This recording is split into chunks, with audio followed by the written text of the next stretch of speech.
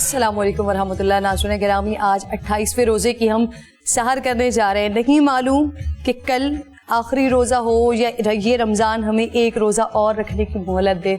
तो यहाँ पर जो भी कुछ बैठ कर किया है, अल्लाह रब्बुल जलाल से माफ़ी मांगी है, तौबा इस्तग़फ़ार किया है, कोशिश की है। यहाँ पर उलमा कराम जितने भी मौजूद थे, जितने भी मौजूद हैं हमारे साथ, उनसे सीखने की, तिफ़्ल मकतब बनकर आगे बढ़ने की कोशिश की है। अल्लाह रब्बुल जलाल से दुआ है कि हमने जो कुछ भी यहाँ पर किया है उसे कबूल फरमाए। और आज जबकि हम एक और रोज़े की तरफ आगे बढ़ रहे हैं, तो अब दिल बड़ा गमगीन है ये सोच कर कि अब ये सिलसिला बस कुछ ही लम्हात का मेहमान रह गया है। अभी हमने इस सिलसिले का आगाज़ किया था, अभी आपको हम आकर कहते थे खुशामदीद, आज पहला, दूसरा या तीसरा रोज़ा है, और आज हम बिल्कुल आखिरी अय्याम में इसके दाखिल हो चुके हैं। तो अल्लाह से दुआ है कि जितना कुछ हमने इसमें किया है और जहाँ जहाँ कुछ गलती हो गई हो तो अल्लाह ताला हमें उस पर माफ़ी अता फ़रमाए, और जो कुछ हम नहीं कर पाए हैं उसका अजर अल्लाह रब्बुल जलाल हमारी हैसियत से, हमारी औकात से ज़्यादा हमें अता करे। आमीन आमीन। बिल्कुल दुरुस्त फरमाया आपने, क्योंकि जब अजर अल्लाह ताला की जानिब से अता किया जाता है किसी चीज़ का, तो वो अपनी शान के मुताबिक ही देता है। हमारी क्या औकात है, हमें क्या मिलना है। और जहाँ तक आपने जिक्र किया कि रमज़ान बिल्कुल जा रहा है, तो आज मुमकिना तौर पर सेकंड लास्ट सहर हो सकती है। तो ये आजकल हम क्रिकेट की ज़बान में अगर कहा जाए तो सेकंड लास्ट ओवर और सेकंड लास्ट बॉल की जुम्मा है। हाँ जी बिल्कुल, आज आखिरी जुम्मा भी है अल्हम्दुलिल्लाह, जुम्मतुल विदा भी है अल्हम्दुलिल्लाह। तो उसकी भी जो है वो बड़ी फजीलत है, बड़ी करामत है। तो जो सेकंड लास्ट बॉल होती है ना जब ओवर की, तो जब बैट्समैन सामने खड़ा होता है तो उसका सोचना ये होता है कि यार इस बॉल के ऊपर मैं कोई स्कोर कर दूँ, कोई बाउंड्री ले लूँ। जो बॉलर होता है उसका ये जहन होता है कि इस बॉल पे जो है मैं विकेट ले लूँ, क्योंकि आगे तो फिर आखिरी बॉल है, उसमें मैं क्या कर पाऊँगा, उसमें विकेट हो ना हो फ़र्क नहीं पड़ता है, क्या हो जाएगा, कुछ नहीं होगा। तो आज की जो रात है वो मुमकिना तौर पर सेकंड लास्ट सहर हो सकती है। तो जितनी इबादत आपने करनी है कर लीजिए, क्योंकि अगर ये 2 रातें भी निकल गई, अल्लाह करे कि हमें जो है वो 30वां रोज़ा भी मिल जाए, लेकिन अगर नहीं मिलता तो बस जो है वो यही है, इसी में तौबा कीजिए और इसी में अल्लाह ताला की नेमतों का शुक्र अदा कीजिए। और किरण, आज का हमारा मौजू भी बड़ा ही खूबसूरत इसी वजह से, तौबा और अल्लाह ताला की नेमतों का शुक्र, यही हमारा आज का मौजू भी है। उलमा कराम भी हमारे साथ मौजूद हैं और उनसे इस बारे में जो है वो हम राय भी लेंगे। बड़ा ही खूबसूरत सा मौजू है। फजल सुबहान साहब भी यहाँ पर मौजूद हैं और हमारे रूहानी स्कॉलर हमारे भाई आगा मिनाज साहब भी मौजूद हैं। मौजू के बारे में मैं सिर्फ इतना कहना चाहूँगा आज कि देखिए, हम अल्लाह ताला की नेमतें बेशुमार हैं, और तौबा की अगर किसी को हिदायत मिल जाए तो ये भी तो एक नेमत ही है। इससे बड़ी नेमत और क्या होगी कि अल्लाह ताला ने हमें तौबा के लिए जो है वो ये हिदायत जो है वो हमारे दिल में आ गई कि हम तौबा कर पाएँ। ये भी एक बड़ी नेमत है। और जब भी अल्लाह ताला की नेमतों का जिक्र होता है तो मौलाना साहब मेरे जहन में एक ही आयत आती है, फबिअय्यि आलाइ रब्बिकुमा तुकज़्ज़िबान, क्या है जिन्नो इंस, तुम अपने परवरदिगार की कौन कौन सी नेमतों को झुटलाओगे। अल्लाह ताला ने हमें पकड़ने के लिए हाथ दिए, चलने के लिए पैर दिए, देखने के लिए आंखें दी, सुनने के लिए कान दिए, बोलने के लिए ज़बान दी है, ज़िंदा रहने के लिए सांस, और अल्लाह ताला की मोहब्बत और अल्लाह ताला का कुर्ब हासिल करने के लिए उसने ये दिल दिया है। ये सारी नेमतें हैं अल्लाह ताला की जानिब से, जिनके हम इनकारी बने बैठे हैं। हम उन लोगों को इग्नोर कर देते हैं जो हम उन्हें माजूर कहते हैं, जिनके हाथ नहीं होते, जिनके पैर नहीं होते, जिनकी आंखें नहीं होती, हम उन्हें माजूर कहते हैं और बड़ी हिकारत का लफ्ज़ इस्तेमाल करते हैं। मैं वो कर नहीं रहा, मैं माजूर का लफ्ज़ इस्तेमाल कर रहा हूँ। ये करते नहीं हैं हम। जो हम लफ्ज़ इस्तेमाल करते हैं वो बड़ा ही दर्दनाक लफ्ज़ होता है और जिसके अंदर ये ऐब, ये कमी होती है, आप उसे ऐब भी शुमार कर देते हैं कि ये ऐब है। ऐसा नहीं है, हम माजूर अपने जहन से हैं। ये हमारी जहनीत है जो माजूर हो चली है। वो शख्स माजूर नहीं हुआ। अगर अल्लाह ताला ने उसे हाथ नहीं दिए हैं या उसके हाथ ले लिए हैं तो इसके पीछे उसे कितनी नेमतें मिलनी है और इसका अजर उसे वहाँ क्या मिलेगा हम अंदाज़ा भी नहीं लगा सकते। हम नहीं कह सकते किसी में कुछ कमी है।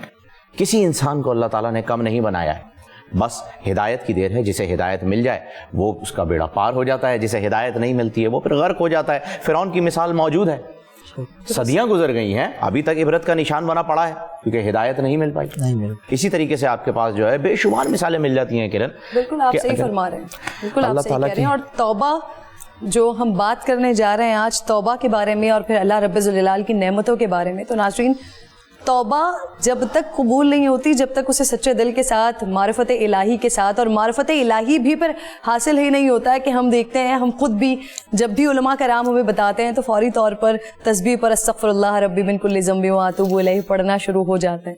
تو آج یہ علماء کرام سے ہم یہی بات کریں گے کہ یہ جو تسبیح کے دانوں پر ہم پڑھنا شروع کر دیتے ہیں، ہمارا دل پتہ نہیں کہاں ہوتا ہے، دماغ پتہ نہیں کہاں ہوتا ہے، بس یہی سوچ کے کہ آقا علیہ الصلوۃ والسلام روزانہ 70 بار سے زائد اسے پڑھا کرتے تھے تو ہم بھی اسے پڑھنا شروع کر دیں، بغیر دل کو اللہ کی جانب کیے ہوئے، بغیر ذہن کو اللہ کی جانب کیے ہوئے، دنیا کی تمام خرافات کو دل اور دماغ میں رکھ کر ہم اللہ سے توبہ کی امید لیے بیٹھے ہوتے ہیں کہ اللہ تعالیٰ ہمیں معاف کر دے گا۔ ہم کسی کے لیے غیبت بھی کر رہے ہیں یا کوئی برائی بھی کر رہے ہیں اور پھر اللہ کی نعمتوں کا شکر بھی ادا نہیں کر رہے، کیونکہ آپ کسی کی برائی کرتے ہیں، کسی سے حسد کرتے ہیں تو اسی وقت کرتے ہیں کہ جب آپ کے پاس وہ چیز موجود نہ ہو تو آپ سوچتے ہیں آپ دوسرے کا برا سوچتے ہیں۔ تو جب آپ دوسرے کا برا سوچتے ہیں اور یہ ساری چیزیں لے کر، یعنی کہ ہم اللہ کا شکر ادا نہیں کر رہے ہیں، اللہ کی نعمتوں کا جو کچھ ہمارے پاس موجود ہے ہم اس کا شکر ادا نہیں کر رہے، اور پھر اس کے بعد ہم اللہ سے یہ امید رکھتے ہیں کہ جو بھی کچھ ہم کر رہے ہیں اللہ رب ذوالجلال ہمیں معاف کر دے گا۔ اس سے پہلے کی نشستوں میں بھی ہم یہ بات ڈسکس کر چکے ہیں، تو میں چاہتی ہوں کہ آج فضل سبحان صاحب آپ ذرا آغاز ہی یہاں سے کیجئے کہ ہم یہ تسبیح کے دانوں پر استغفر اللہ ربی من کل ذنب واتوب الیہ گنتے رہتے ہیں اور دل اور دماغ وہ پتہ نہیں کہاں پر ہوتا ہے، ایسے معافی مل جائے گی، معافی کا سرٹیفکیٹ مل جائے گا؟ نحمدہ و نصلی علی رسولہ الکریم۔ بہت اہم نکتے کی طرف آپ دونوں حضرات نے نشاندہی کی۔ میں اس شعر سے اس بات کا آغاز کروں گا کہ آج ہماری زبانوں پہ اللہ اللہ اور اللہ کا ورد ہے، لیکن دل دماغ کہیں اور ہے۔ تو اقبال مرحوم نے کیا بہترین عکاسی کی، تو جو سربا سجود ہوا کبھی تو زمیں سے آنے لگی صدا، تیرا دل تو ہے صنم آشنا تجھے کیا ملے گا نماز میں۔ آج ہماری نمازوں میں وہ روحانیت نہیں ہے۔ صحابہ اکرام رضی اللہ عنہم کی نماز جاندار تھی تو زندگی شاندار تھی۔ سبحان اللہ۔ ہماری نماز بے جان ہو گئی تو زندگی بھی پھیکی پڑ گئی، اس میں مزہ نہیں ہے۔ بلکہ حدیث مبارکہ میں رسول اللہ صلی اللہ علیہ وسلم کا واضح فرمان ہے کہ بے شک اللہ قلب غافل کی دعا قبول ہی نہیں کرتے۔ اور ایک عالم نے کیا تصوف بھری بات کی، فرمائی یہ جو ہم استغفار کرتے ہیں اس استغفار پر بھی استغفار کی ضرورت ہے۔ بہت خوب۔ استغفر اللہ، یا اللہ مجھے معاف کر دے، یا اللہ مجھے معاف کر دے۔ اس استغفار پر، اس توبہ پر، اس غفلت پر بھی استغفار کی ضرورت ہے۔ توبہ کے معنی جو بتائے ہیں مفسرین نے، محدثین نے، فقہاء نے، علماء نے، وہ رجوع کے ہیں۔ اور رجوع کس چیز سے رجوع؟ یہ گناہوں سے لوٹ رہا ہے نیکیوں کی طرف، یہ شیطانی رستے سے لوٹ رہا ہے اللہ کی بندگی کی طرف۔ یا ایھا الذین آمنوا توبوا الی اللہ، اے ایمان والو متوجہ ہو جاؤ، رجوع کر لو اللہ کی طرف۔ توبۃ نصوحا، کامل اور خالص توبہ۔ کامل اور خالص توبہ کی 4 شرطیں بتلائیے۔ ایک شرط انما التوبۃ الندم، توبہ تو نامی ندامت کا ہے، یعنی دل میں عاجزی ہو، بلکہ آنکھوں سے آنسوؤں کی بارش ہو اور وہ دل کی زمین کو سیراب کر دے۔ پرسوں بھی ایک پروگرام میں جب بات ہوئی تو فرمایا کہ اللہ جب معاف کرتا ہے تو اس کے لیے ضروری نہیں ہے کہ ہم چیخ چلا کر اللہ سے مانگیں گے تو اللہ معاف کرے گا۔ بعض اوقات ہماری آواز ہمارے اپنے کان بھی نہیں سن پاتے، لیکن وہ اللہ سن لیتا ہے۔ حضرت عمر رضی اللہ تعالیٰ عنہ راستے سے گزر رہے ہیں تو ایک بڑھیا نے آ کر راستہ روکا، حضرت خولہ رضی اللہ تعالیٰ عنہ۔ تو آپ بڑے ادب کے ساتھ ان کی بات کو سنتے رہے اور کافی دیر تک سنتے رہے۔ تو کسی نے کہا کہ ایک عورت کی بات کو راستے میں کھڑے ہو کر اتنے ادب کے ساتھ سننا، آپ کی تو بہت ساری مصروفیات آپ اگنور کر دیتے ہیں۔ حضرت عمر رضی اللہ تعالیٰ عنہ فرمانے لگے اس خولہ کی بات میں کیوں نہ سنوں جس کی بات عرش پر رب نے سنی تھی. قد سمع اللہ قول التی تجادلک فی زوجہا وتشتکی الی اللہ. 28واں پارہ سورہ مجادلہ شروع یہاں سے ہوتا ہے. تحقیق اللہ نے سن لی اس عورت کی بات جو اللہ سے ایک قسم کا بحث کرنے لگی اور شکوہ شکایت کرنے لگی. واللہ یسمع تحاورکما. موسیٰ علیہ السلام نے جب ایک موقع پر کہا ربا آپ رزق تو دیتے ہیں مجھے یقین ہے لیکن اس کا عملی اظہار ہو جائے. فرمایا اے موسیٰ اس چٹان پر لاٹھی ماریے. اس کو مارا اس سے پتھر نکلا. اس پر ماریے اس سے پتھر نکلا. پھر جو چیونٹی نکلی تو اس کے منہ میں ایک سبز پتا ہے اور اس کی زبان پر یہ ترانہ ہے سبحان من یرانی ویسمع کلامی ویعلم مکانی ویرزقنی ولا ینسانی. پاک ہے وہ اللہ جو ان اندھیروں میں مجھے دیکھتا ہے مجھے سنتا ہے میرا ٹھکانہ جانتا ہے مجھے رزق دیتا ہے مجھے بھولتا نہیں ہے. تو یہ جو توبہ کی آپ نے بات کی توبہ کا آغاز یہ کہ ندامت ہو سرسری نہ ہو. یعنی ہم زبان سے توبہ توبہ کرتے ہیں لیکن گناہ نہیں چھوٹ رہا ہوتا. پلٹنا اب نہیں کروں گا اب نہیں کروں. دوسری شرط یہ ہے کہ اس گناہ کو اسی وقت چھوڑ دے.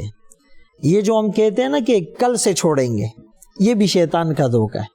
کل کس نے دیکھی؟ ایک بزرگ سے جب پوچھا گیا کہ عبادت کے لیے بہترین دن کون سا ہے آپ نے انٹرو میں کہا نا کہ ہمیں معلوم نہیں کہ ہمیں ایک روزہ ملتا ہے یا 2 ملتے ہیں.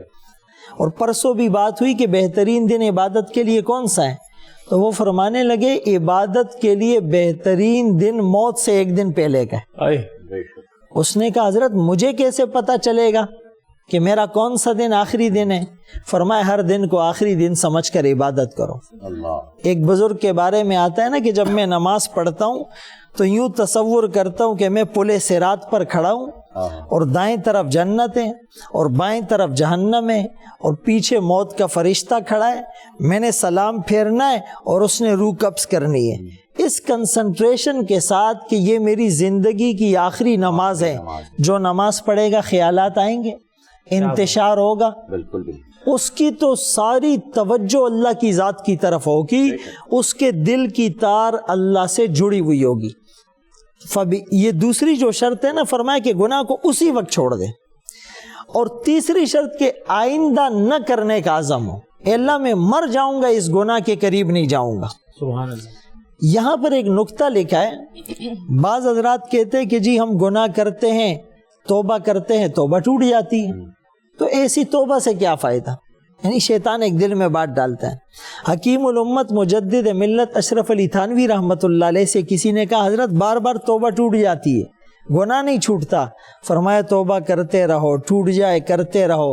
قیامت کے دن اگر کاملین میں سے نہ صحیح تائبین میں سے ضرور اٹھائے جاؤ گے.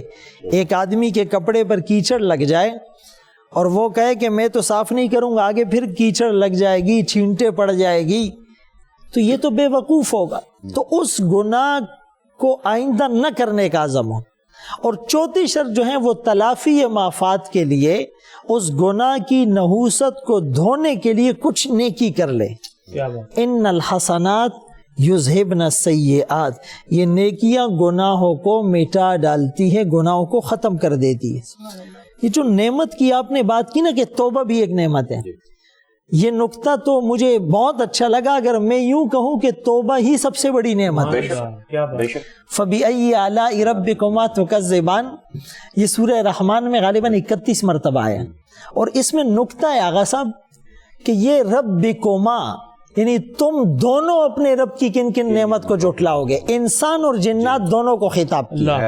اب آگے سنیے جیسے یہ آیت نازل ہوئی تو جنات نے جواب دیا انہوں نے رسپانس دیا لا بشیء من نعمک ربنا کہ اے ہمارے رب آپ کی کسی نعمت کی ہم تکذیب نہیں کرتے سب کو مانتے ہیں.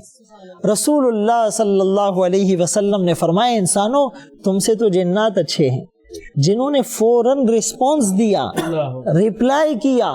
وَإِن تَعُدُّوا نِعْمَةَ اللَّهِ لَا تُحْصُوهَا, تم اللہ کی نعمتوں کو گننا چاہو شمار نہیں کر سکتے.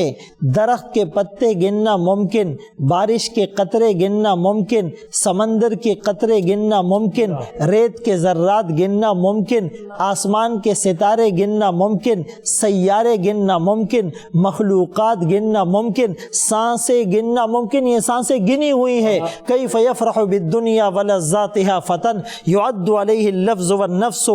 مفتی محمد شفیع رحمۃ اللہ علیہ نے معارف القرآن کے اندر لکھا کہ دنیا اور دنیا کی لذات پہ وہ آدمی کیسے خوش ہو سکتا ہے جس کی سانسیں بھی گنی جا چکی ہیں اور جس کے لمحات بھی گنے جا چکے ہیں. قرآن میں اللہ فرماتا ہے لو انما فی الارض من شجرۃ اقلام والبحر یمدہ من بعدہ سبعۃ ابحر ما نفدت کلمات اللہ. زمین کے سارے درخت قلم بن جائے, زمین کے سارے سمندر سیاہی بن جائے, سارے انسان اور جنات اللہ کی صفات لکھنے بیٹھ جائے, یہ درختوں سے بننے والے قلم ختم ہو جائیں گے, یہ سمندروں سے بننے والی سیاہی خشک ہو جائے گی, یہ لکھنے والے انس اور جن تھک جائیں گے, اللہ کی نعمتیں ختم نہیں ہوں گی. جی نعمتیں اللہ تعالیٰ کی کبھی ختم نہیں ہو سکتی. اور توبہ کی جہاں پر بات آ رہی ہے تو میرے پاس ایک حدیث ہے, میں چاہوں گا آپ لوگوں کی جو ہے رہنمائی میں کم و بیش اس کا مفہوم جو ہے وہ آپ مکمل کیجئے گا. حضرت ابو سعید خدری رضی اللہ تعالیٰ عنہ راوی ہیں اس کے.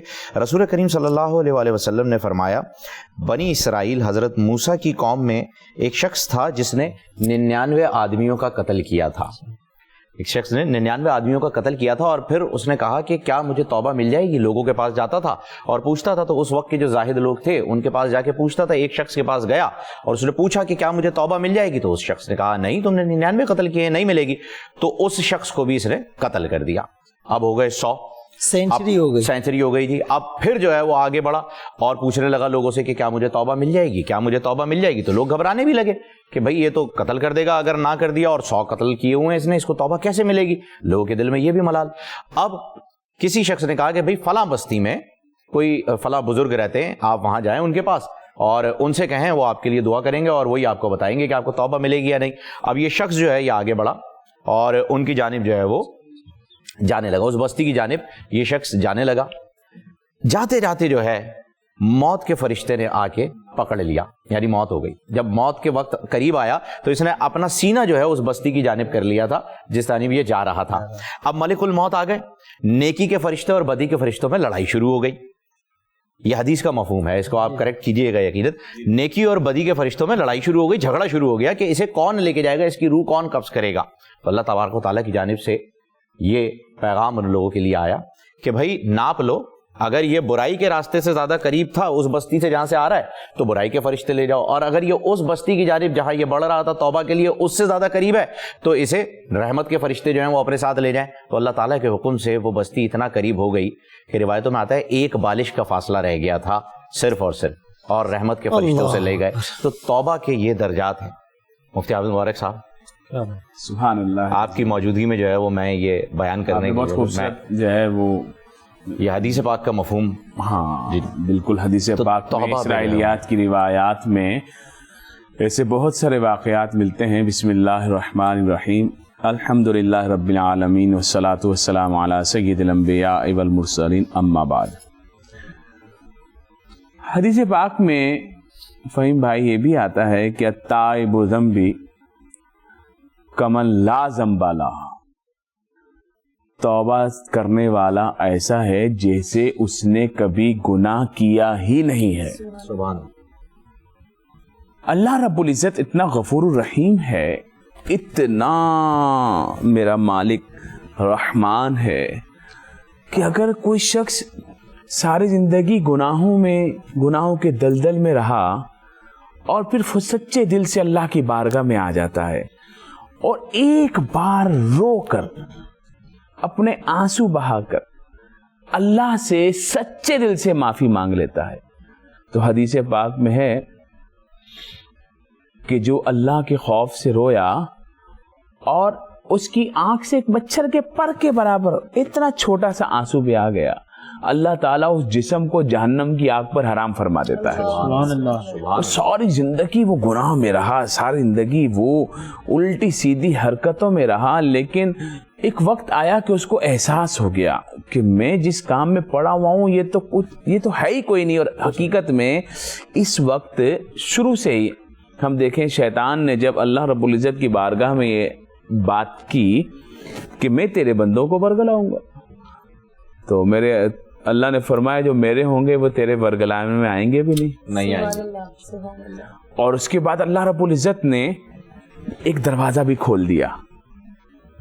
وہ دروازہ کیا کھولا؟ جن کو شیطان نے ورگلا دیا اگر وہ واپس آنا چاہیں آ جائیں. تو ایسا نہیں ہے دروازہ بند ہے. اچھا ہمارے یہاں تو کیا ہوتا ہے فہیم بھائی, ہمارے یہاں یہ ہوتا ہے کہ ہم کسی پر ذرا سا احسان کرتے ہیں اور پھر وہ ہماری ذرا سی نافرمانی کرتا ہے, ہماری بات نہیں مانتا, تو ہم بولتے ہیں تو ہے ہی احسان فراموش, ہے ہی کم نسل, بھول گیا کتنے احسان کیے میں نے تیرے اوپر, بھول گیا, آگے سے میرے کو آنکھ دکھاتا ہے, میری بات نہیں مان رہا. وہ وقت یاد کر جب میں نے تیری مدد کی. ہم تو زندگی میں ایک بار, دو بار, تین بار کسی کی مدد کر دیں تو اب اس کی نسلیں بھی ہماری مقروض ہونے چاہیے کہ ماں بدولت نے اس کی مدد کی تھی. وہ اللہ جس نے ہمیں پیدا کیا, جس نے ہمیں اتنی نعمتوں سے سرفراز فرمایا کہ اللہ قرآن میں اعلان فرما رہا ہے اتنی نعمتیں دی ہیں وَإِن تَعُدُّوا نِعْمَتَ اللَّهِ لَا تُحْصُوهَا, اگر تم گننا چاہو تو گن نہیں سکتے. یار فہیم بھائی حیرت کی بات ہے, اللہ رب العزت نے اس ناخن سے لے کر سر کے بال تک ایسی قیمتی چیزیں دی ہیں کہ اگر ایک بھی ہم علاج کرانے کے لیے جائیں نا, صحیح کرنے کے لیے, تو گھر بھیجنا پڑ جاتا ہے. تو وہ کام سیدھا نہیں ہوتا. یہاں تک کسی کے بال اڑ جائیں تو ادھر بال کا کیا کرو, بال لگوانے فلاں جگہ جاؤ, فلاں ملک میں جا کے آپریشن کراؤ. اچھا جی, اچھا وہ کوئی کھاتا پیتا ہے, اس کی زبان میں ذائقہ نہیں ہے, نئی بیماری آ گئی, اس کو محسوس ہی کچھ نہیں ہو رہا. اتنی زبردست آنکھیں دی ہیں چمکتی ہوئی, کلر بلائنڈ ہو, اتنی زبردست آنکھیں, تیز روشنی والی دی, کم ہو گئی. اس نے بغیر ہم سے کچھ لیے پورا پاور والا روشنی ہم کو دیا ماشاءاللہ. اس نے یہ ہمیں بھی ہم کو, کسی کی نہیں ہے تو کیسے بدصورت لگے گا, نکلی لگوا کے لاتا. کسی کا ناک تھوڑا ٹیڑھا ہے, وہ سیدھا کرانے کے لیے, وہ ٹیڑھا کروانے کے لیے, وہ چونچ بنانے کے لیے, سب کچھ اللہ رب العزت قرآن مجید فرقان حمید میں ارشاد فرماتا ہے. پھر بڑی ایک آیت میرے کو ایسی یاد آ گئی, فرمایا یا ایھا الذین آمنوا, یا ایھا الانسان ما غرک بربک الکریم. سبحان, کسی بات ہے, کیسے ناز سے کہہ رہا ہے.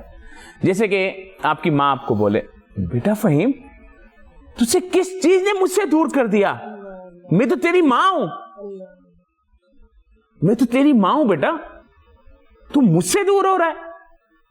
اور یہ تو ایک ماں ہے, وہ 70 ماؤں سے زیادہ پیار کرتا ہے. اس ماں نے تو پالا ہے, اس نے تو تخلیق کیا ہے, اس ماں نے تو نعمتوں کی پرورش کی ہے, اس نے تو نعمتیں عطا کی ہیں. وہ ایسا خالق و مالک وہ کیا کہہ رہا ہے, یا ایھا الانسان ما غرک بربک الکریم, اے انسان تجھے تیرے کرم والے رب سے کس نے دور کر دیا؟ اللہ, کیا تجھے یہ نعمتیں نہیں دی؟ اس نے بنایا تجھے, سنوارا تجھے, برابر کیا تجھے. بھائی اگر ہاتھ ایسے لمبے لٹک رہے ہوتے کیسے انسان ہوتے؟ انسانوں میں پونچھ لگی ہوتی تو کیسے انسان ہوتے؟ عجیب و غریب تصویریں ہم دیکھ ہی رہے ہیں نا, ہماری عقل فیصلہ کر رہی ہے نا, یہ کیسی مخلوق ہے, یہ کیسی مخلوق ہے, یہ کیسے ہمارے سامنے ہی ہے. لیکن ایک انسان کو دیکھو کیسا پرفیکٹ بنایا ہے. ایک لمحے کے لیے بھی ذہن میں فہیم بھائی خیال آتا ہے یار اگر انسان ایسا ہوتا تو اور اچھا ہوتا. کبھی آیا؟ کبھی نہیں. کسی کے ذہن میں کبھی بھی نہیں آیا, کیونکہ اس سے اچھا کوئی بنا ہی نہیں سکتا. بے شک یہ اس نے بنایا ہے. بے شک ایسا نہیں کہ یار تھوڑی آنکھ ایک بڑی ہو جاتی ہے ایک چھوٹی ہو جاتی ہے تو زیادہ اچھا لگتا ہے, ایسا نہیں ہے. اس نے ایسا برابر کیا, الذی خلقک فسواک. اور پھر دوسری جگہ کیا فرمایا کہ ہم نے انسان کو لقد خلقنا الانسان فی احسن تقویم, خوبصورت بنایا. اور پھر یہ انسان جو ہے نا اپنے رب کے آگے کھڑا ہو گیا, اپنے رب کے آگے کھڑا ہو گیا. کیا کرنے کے لیے؟ नहीं पढ़ूंगा नमाज, नहीं रखूंगा रोजा, नहीं दूंगा ज़कात। मिनाज भाई सच्ची बात बताओ, अगर ये सब लोग ज़कात देते हैं तो कोई भूखा रहेगा क्या? सवाल ही पैदा नहीं, कोई नहीं, कोई नहीं। सवाल ही पैदा नहीं। ये ज़कात नहीं देते और फिर अरबों-पति को हमने मांगते हुए देखा है, रोटी को मोहताज होते हुए देखा है। जब जलजिला आया ना, हम यहां से कराची से पहुंचे वहां जलजिले में, आप भी गए होंगे। जी जी बिल्कुल। तो हमें बताया गया कि ये जो थे ना, ये जो अभी लाइन में लगे हुए हैं, लोग इनके घर पे लाइन में लगे होते थे। ऐसे ही था। बोला हुआ क्या? बोला जी जमीन फटी, सब अंदर, लोग भी अंदर, पैसा भी अंदर, सोना भी अंदर, चांदी भी अंदर, खाना भी अंदर। बस कुछ लम्हों की देर। क्या हुआ? कुछ नहीं। ये बच गए, घर के 3 लोग। अब ये रोटी को मोहताज है कि खाना कहां से आएगा? ये उसके फैसले। इस इंसान को इतना कुछ दिया, इतना कुछ दिया, आखिर में ये इंसान फिर खड़ा हो गया अपने रब के आगे, नहीं पढ़ूंगा, हर एक के आगे माथा टेकूंगा, तेरे आगे नहीं टेकूंगा। अल्लाह। हर एक के आगे हाथ फैलाऊंगा, तेरे आगे नहीं फैलाऊंगा। सेठ साहब कुछ दे दो, हाजी साहब कुछ दे दो, अल्लाह से नहीं मांग रहा। जिसने उस हाजी को भी दिया है, जिसने उस सेठ को भी दिया है, जिसने उस फैक्ट्री ऑनर को भी दिया है, और जिस फैक्ट्री ऑनर को दिया तो वो समझता है कि ये तो मेरी अकल का कमाल है। अकल का कमाल नहीं है, ये उसके फजल का कमाल है। क्या बात है। वो जिसको चाय दे दे यार। फहीम भाई, ये जो सेठ लोग होते हैं, अगर इनके सेठ गिरी एक तरफ कर दो, तो अगर कंपनी में काम मांगने जाएंगे तो कितने रुपए में कोई रखेगा? कोई नहीं। क्या काबिलियत है? कुछ भी नहीं। अल्लाह ताला का करम है, फजल है। आगे साहब, सही बात। इनसे तो मजदूरों वाला काम भी नहीं होगा। वाह, होगा? बिल्कुल नहीं होगा जी। इनसे क्या नहीं होगा? हमसे नहीं होगा। हमसे भी हमें नहीं कोई होगा। मुझे कोई क्लर्क की जॉब के ऊपर रख लेगा, मैं उनसे पूछूंगा भाई क्या काम कर रहे हैं? अल्लाह ताला का करम है, फजल है हमारे ऊपर। बेशक, ये हम सब पर अल्लाह का फजल है। बेशक। मैं एक मौलवी मुफ्ती में, अगर आप मुझे बोले यार कि आपको जनाब फैक्ट्री में मुलाजमत दे रहे हैं जी, आपको 50,000 की नौकरी है और आपने ये करना है, सर मेरे से कहाँ होगा? मैं सुबह कहाँ पहुंचूंगा? कहाँ जाके मैं कैसे पैकिंग करूंगा? कैसे क्या करूंगा? मेरे से क्या होगा? बिल्कुल। हम सब अपने ऊपर गौर करें। तो ये जो हमें दिया हुआ है ये स्टेटस, ये कि हमारे हम इसको डिजर्व नहीं, नहीं करते। हम इसके नहीं। लायक अल्लाह ताला की तरफ से आता ये है। हमने कोई तमगा लगाया हुआ है। नहीं, क्या कुछ नहीं। सर, सिर्फ और सिर्फ उसका फजल है। बेशक। उसने उठा के इज्जत की जगह पे बिठा दिया। बेशक। बेशक। अब वो एक हमसे वादा लेना चाहता है कि मैंने तुम्हें इज्जत दी है ना, तुम अपने आप को जलील नहीं करना। मैं तुम्हें जलील नहीं करूंगा, वो तो इज्जु मंतशा। मैं तुम्हें जलील नहीं करूंगा। तुम जलील होने वाले काम नहीं करना, बिल्कुल। तुमको ऐसी हरकत नहीं करना, क्योंकि मैंने तुम्हें जब इज्जत दी है तो अब तुम उसे संभालो। क्या बात। बेशक। अब जब हम संभालते नहीं हैं तो क्या होता है? फैसलाबाद का वाकया मुझे याद आ गया। वो एक सेठ साहब के पास जब अखबार पढ़ रहे थे, उनका नौकर चाय लेकर आया। अब नौकर जो था ना, सफेद दाढ़ी वाला था, बूढ़ा था सेठ को, तो उसने चाय रखते हुए उसकी चाय गिर गई। सेठ ने देखा चाय गिर गई, उठा और एक रख के मारा, उसकी सफेद दाढ़ी वाले मुंह पर एक थप्पड़ मारा। गलती तो किसी से भी हो सकती है ना यार। बिल्कुल हो सकती है। सेठ साहब, तुम्हारे नौकर से अगर चाय गिर गई तो तुमसे क्या क्या गिर गया जिंदगी में? तुमने वो कभी नहीं देखा। तुम्हें तो तुम्हारे रब ने मारा नहीं। ये थप्पड़ मार के जितना गिर गए, इससे ज्यादा क्या गिरेंगे? उसके बाद क्या हुआ? क्या कहा? उस सफेद दाढ़ी वाले ने ऐसा ऊपर मुंह, या अल्लाह मेरा मुकदमा तेरी अदालत में। अल्लाह अल्लाह। बस इतनी सी बात की है। अल्लाह। और उसका इंसाफ। और वो काम छोड़ के चला गया। उसके बाद क्या हुआ? उस फैक्ट्री ऑनर के, उस सेठ के शिपमेंट कैंसिल होना शुरू हुई। फिर बैंक करप्ट हो गया, बैंक ने आके उस पर कब्जा कर लिया। फिर उसके बाद इसके पीछे पुलिस लग गई।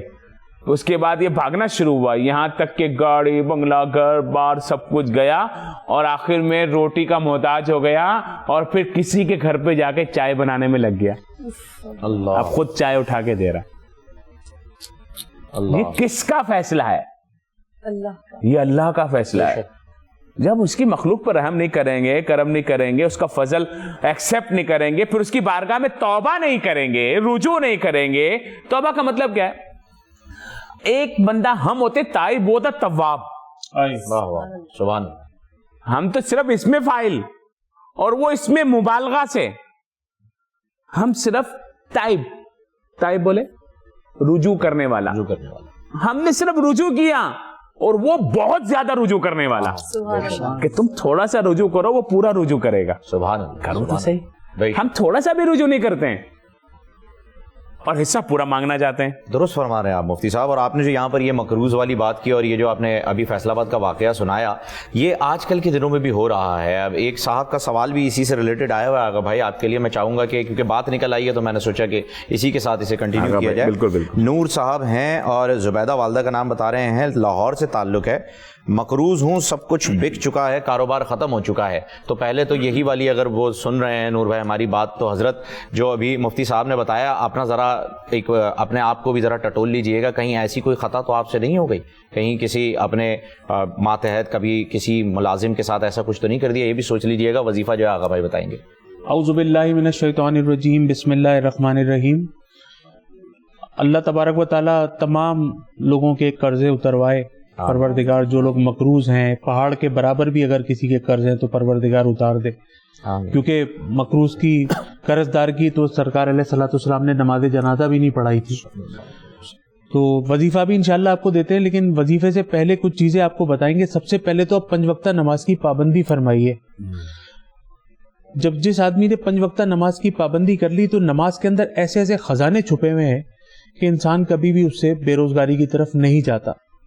دوسرا, فرض نمازوں کے بعد آیت الکرسی جو پڑھے گا مرتے ہی, اگر حدیثوں میں آتا ہے, روایت میں آتا ہے, اس کا مفہوم ہے کہ اگر یہ عمل کرنے والا اگر مر گیا تو اس کو جنت میں جانے سے کوئی نہیں روک سکتا. اللہ. تسبیح فاطمہ جس کو ہم نے بالکل نظر انداز کر دیا ہے, 33 مرتبہ سبحان اللہ, 33 مرتبہ الحمدللہ, 34 مرتبہ اللہ اکبر. یہ چھوٹے چھوٹے وظائف جو ہوتے ہیں نا, یہ انسان کو کبھی کسی کے آگے شرمندہ نہیں کرتے, کسی کے آگے ہاتھ پھیلانے پر مجبور نہیں کرتے. تو ہر نماز کے بعد ہر نماز کے بعد تسبیح فاطمہ لازمی پڑھیں, آیت الکرسی لازمی پڑھیں. کھانا کھانے سے پہلے ہاتھ ضرور دھوئیں. جو شخص کھانا کھانے سے پہلے ہاتھ دھوتا ہے وہ کبھی مقروض نہیں ہوتا.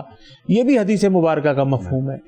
تو یہ عملیات انشاءاللہ تعالیٰ کریں. روزانہ کم سے کم ایک بھوکے کو صدقے کا لازمی کھانا کھلائیں. اور ہر نماز کے بعد یا وہابو یا وہابو یا وہابو 111 مرتبہ پڑھیں. عشاء کی نماز کے بعد سورہ واقعہ پڑھیں.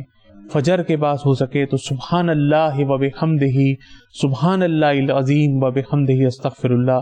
یہ 3 انشاءاللہ تعالیٰ یہ ورد میں نے آپ کو دیے اور کچھ میں نے آپ کو طریقے بتائے. انشاءاللہ تعالیٰ آپ اس پہ عمل فرمائیں. انشاءاللہ تعالیٰ آپ لوگوں کو قرض دیں. آج آپ قرض دار ہیں, لوگوں کو انشاءاللہ تعالیٰ آپ قرض دیں انشاءاللہ. ماشاءاللہ ماشاءاللہ. ایک اور سوال لے لیجیے گا. پروین صاحبہ ہیں, ان کی والدہ کا نام ہے ساجدہ. رشتے نہیں آتے اور خواب میں اکثر انہیں کتے اور سانپ وغیرہ دکھائی دیتے ہیں. السلام علیکم علامہ صاحب. فرمائے پروردگار جن کے خواب میں کتے, سانپ, چھپکلیاں آتی ہیں تو یہ علامت ہے گھر کے اندر دشمنیوں کی. اور اللہ تبارک و تعالی ہم سب کو محفوظ فرمائے ہر ان لوگوں سے جو اپنے گھر کے اندر اس طرح کے خواب وغیرہ دیکھتے ہیں. ہر نماز کے بعد 21 مرتبہ سورہ اخلاص لازمی پڑھنا ہے. 5 وقتہ نماز کی پابندی کریں. ہر نماز کے بعد 21 مرتبہ سورہ اخلاص, اور عشاء کے بعد سورہ رحمان, جس کا بھی تھوڑی دیر پہلے ماشاءاللہ ہمارے مفتی صاحب نے ذکر فرمایا تھا, فَبِأَيِّ آلَاءِ رَبِّكُمَا تُكَذِّبَانِ. تو عشاء کے بعد سورہ رحمان پڑھیے اور ہر نماز کے بعد 21 مرتبہ سورہ اخلاص پڑھیے, اور ہر نماز کے بعد تسبیح فاطمہ پڑھیے. ہر فرض نمازوں کے بعد آیت الکرسی پڑھیے. روزانہ کم سے کم ایک بھوکے کو صدقے کا کھانا کھلائیے. باوضو رہیے. یہ وہ تمام ہتھیار ہیں, یہ وہ تمام وظائف ہیں جس کے استعمال کرنے سے انشاءاللہ تعالیٰ آپ کے خوابوں میں بجائے یہ چیزیں آنے کے آپ انشاءاللہ مدینہ شریف کی زیارتیں کریں گے, حضور علیہ الصلوۃ والسلام کی زیارتیں کریں گے.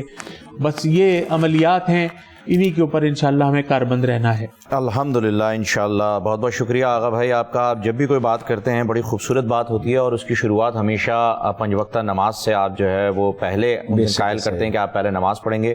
اور علامہ قمر صاحب نے ہمیں جوائن کر لیا, لیکن ابھی ان کا مائک لگ رہا ہے تو ہماری جانب سے السلام علیکم حضرت. مائک لگ جائے گا تو پھر آپ سے جو ہے وہ گفتگو کا سلسلہ آگے بڑھاتے ہیں. لیکن اس کے ساتھ ساتھ ناظرین, حافظ ملک فراز مصطفی صاحب ہمارے ساتھ موجود ہیں.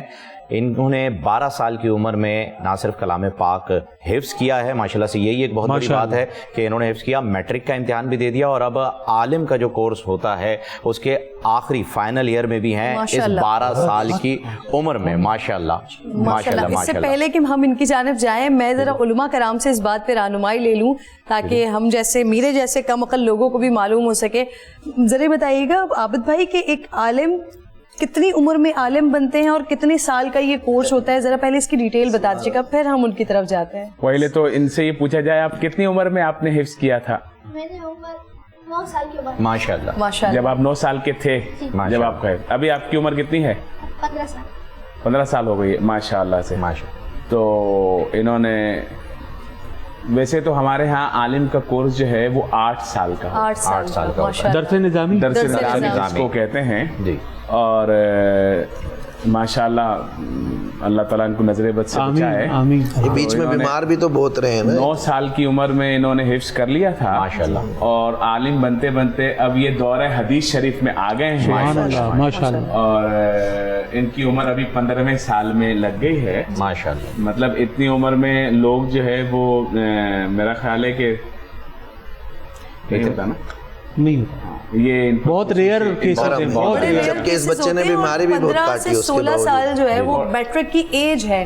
ہمارے پاس جو سرٹیفائیڈ ایج ہے وہ 14 سے 15 سال ہے. جی, 14 سال کی عمر سے پہلے آپ 9 میٹرک کے ایگزامز ہی نہیں دے آپ بھی سکتے. ماشاءاللہ ان ادوار سے گزر چکی ہیں نا ماشاءاللہ, عالمہ بن. تو انہوں نے مجھے بتایا کہ یہ ابھی تراویح بھی سنا کر آئے پورا, انہوں نے ختم قرآن ماشاءاللہ. کیا بات ہے ماشاءاللہ. اس سال انہوں نے تراویح سنائی ماشاءاللہ. تو یہ ایک اسپیشلٹی تھی, تو میں نے کہا میں ان کو اپنے پروگرام میں نہیں, یہ آپ کی بڑی مہربانی کہ آپ انہیں لے کر آئے. آغا بھائی بڑی مہربانی مفتی صاحب کی کہ انہیں لے کر آئے یہاں پر, کیونکہ یہ جناب جو ہیں وہ دوسرے دیکھنے والے لوگوں کے لیے انسپریشن ہے. بالکل لوگوں آپ انٹرویو کریں اور یہ توبہ کے اوپر آپ ان سے بات کریں, نہ ذرا صرف دیکھتے ہیں. انسپریشن ہے دوسرے دیکھنے والوں کے لیے, بلکہ وہ تمام لوگ کہ ہم اپنے بچوں کو کوشش کرتے ہیں کہ جی ذرا ویسٹ کے ان کے اندر طور طریقے ہوں, فلوئنسی کے ساتھ انگریزی بول رہے ہوں, فر کر کے باتیں کر رہے ہوں, اچھی سی موٹیویشنل اسپیکر کے طور پر وہ بھی انگریزی میں بات کر رہے ہوں, اور مختلف معاشرتی پہلوؤں پر بات کر رہے ہوں. لیکن ماشاءاللہ ایسے والدین بھی ہمارے سامنے موجود ہیں کہ جن کو سلام پیش کرنے کا دل چاہتا ہے کہ جن کے ایسے بچے موجود ہوتے ہیں. ہم آپ کو سلام پیش کرتے ہیں. سب سے پہلے تو آپ یہ بتائیے کہ یہ آپ کا شوق تھا یا آپ کے والدین کا شوق تھا کہ آپ ماشاءاللہ مدرسے میں آئے, پھر آپ نے حفظ کمپلیٹ کیا, پھر آپ عالم اور پھر علم الحدیث کی طرف آپ ماشاءاللہ آگے بڑھ رہے ہیں, یہ کس کا شوق تھا؟ بسم اللہ الرحمن الرحیم. الحمد للہ والصلاۃ علی نبیہ والصلاۃ والسلام علی سید الانبیاء والمرسلین. اما بعد فاعوذ باللہ من الشیطان الرجیم. بسم اللہ الرحمن الرحیم. الصلاۃ والسلام علیک یا رسول اللہ, الصلاۃ والسلام علیک یا حبیب اللہ, الصلاۃ والسلام علیک یا نبی اللہ وعلی آلک واصحابک یا نور اللہ. میرے اعلیٰ حضرت امام احمد رضا خان فاضل بریلوی رحمۃ اللہ تعالی فرماتے ہیں کہ سب سے اولا ہو اعلیٰ ہمارا نبی, سب سے بالا ہو اعلیٰ ہمارا نبی, اپنے مولا کا پیارا ہمارا نبی, دونوں عالم کا دولہ ہمارا نبی. اور کیا خبر کتنے تارے کھلے چھپ گئے, پر نہ ڈوبے نہ ڈوبا ہمارا نبی. اور خلق سے اولیاء, اولیاء سے رسول, اور رسولوں سے اعلیٰ ہمارا نبی. آپ کا جو سوال ہے, میری والدہ محترمہ کا بھی سب سے بڑا کردار میری والدہ محترمہ کا. سبحان اللہ. انہیں یہ دلچسپی تھی کہ بس میرا بیٹا حافظ قرآن بنے, اور ساری محنت میری والدہ محترمہ کی. جب سے انہوں نے 7 سال کی عمر میں میں نے کہا امی جان مجھے حفظ کرنا ہے, اور میں نے جب قاعدہ پڑھا تو میں نے اپنی امی جان سے بھی کہا, میری امی جان نے کہا بے شک میں تمہیں کراؤں گی, اور میرا بھی یہ شوق ہے کہ میرا بیٹا حافظ بنے اور میں حافظ کی ماں بنوں. تو پھر میں نے مدرسے میں داخلہ لیا. میری والدہ کی بہت محنتیں تھیں, انہوں نے مجھے ساتھ لے کے جایا کرتی, لے کر آیا کرتی. جب تک میں نے حفظ مکمل نہ کیا, میری والدہ محترمہ کا یہی روٹین تھی کہ مجھے لے کر جایا کرتی, لے کر آیا کرتی. اور میرے والد محترم وہ بھی بڑی محنت کرتے کہ بس میرا بیٹا حافظ قرآن بن جائے. اور جب میں نے حفظ کر لیا تو پھر میری والدہ محترمہ اللہ تعالیٰ کو پیاری ہو گئی. میری والدہ محترمہ اللہ تبارک و تعالیٰ کے پاس چلی گئی، کیونکہ اللہ تبارک و تعالیٰ فرماتا ہے کل نفس ذائقۃ الموت، ہر نفس نے موت کا ذائقہ چکھنا ہے۔ تو پھر میرے والد محترم نے کہا کہ بیٹا تم نے عالم بھی بننا ہے، اور ہمارے استاد محترم کی بس دعائیں ہیں کہ میں اس اسٹیج پر پہنچوں کہ میرے استاد محترم کی دعائیں بس۔ تو پھر اپنے استاد محترم کی دعاؤں کے ساتھ میں نے عالم کے کورس میں حصہ لیا اور میں پہلے درجے میں آ گیا، اور پھر اسٹیج بائی اسٹیج میں بڑھتا رہا۔ میں نے یہ نہیں کہا کہ بس 2 درجے ہو گئے بس چھوڑ دوں، لیکن میرے کو جب میں نے پڑھا تو میں اللہ تبارک و تعالیٰ کا جب ذکر کیا، اللہ فرماتا ہے الا بذکر اللہ تطمئن القلوب، خبردار بے شک اللہ کا ذکر دلوں کو سکون دیتا ہے، دلوں کا سکون ہوتا ہے۔ تو پھر جب میں پڑھتا گیا تو میرے دل میں راحت آتی گئی، تو اسی لیے میں نے علم دین کو فوقیت حاصل رکھی، اور میں نے علم دین حاصل کرنے میں، اور میری یہ التجا اور میرے دل میں یہ ہے کہ میں اپنے آخر دم تک علم دین انشاءاللہ پڑھتا ہوں۔ ماشاءاللہ آپ اس کی ترویج کرتے رہیں، اس کی تبلیغ کرتے رہیں، ماشاءاللہ اتنا اچھا لگ رہا ہے آپ سے بات کرتے ہوئے، اتنی خوبصورت آپ بات کریں۔ میں چاہتی ہوں وہ سامنے آپ کا کیمرہ موجود ہے، جتنے بھی والدین دیکھ رہے ہیں نا، آپ ان کو بتائیے کہ آپ ان کے لیے یہاں بھی اور آخرت کے لیے بھی کتنا بہترین سامان کر رہے ہیں۔ آپ ذرا بتائیے ہم تمام والدین کو کہ وہ اپنے بچوں کو اس طرف لے کر آئیں آگے، آپ میسج دیجئے پلیز۔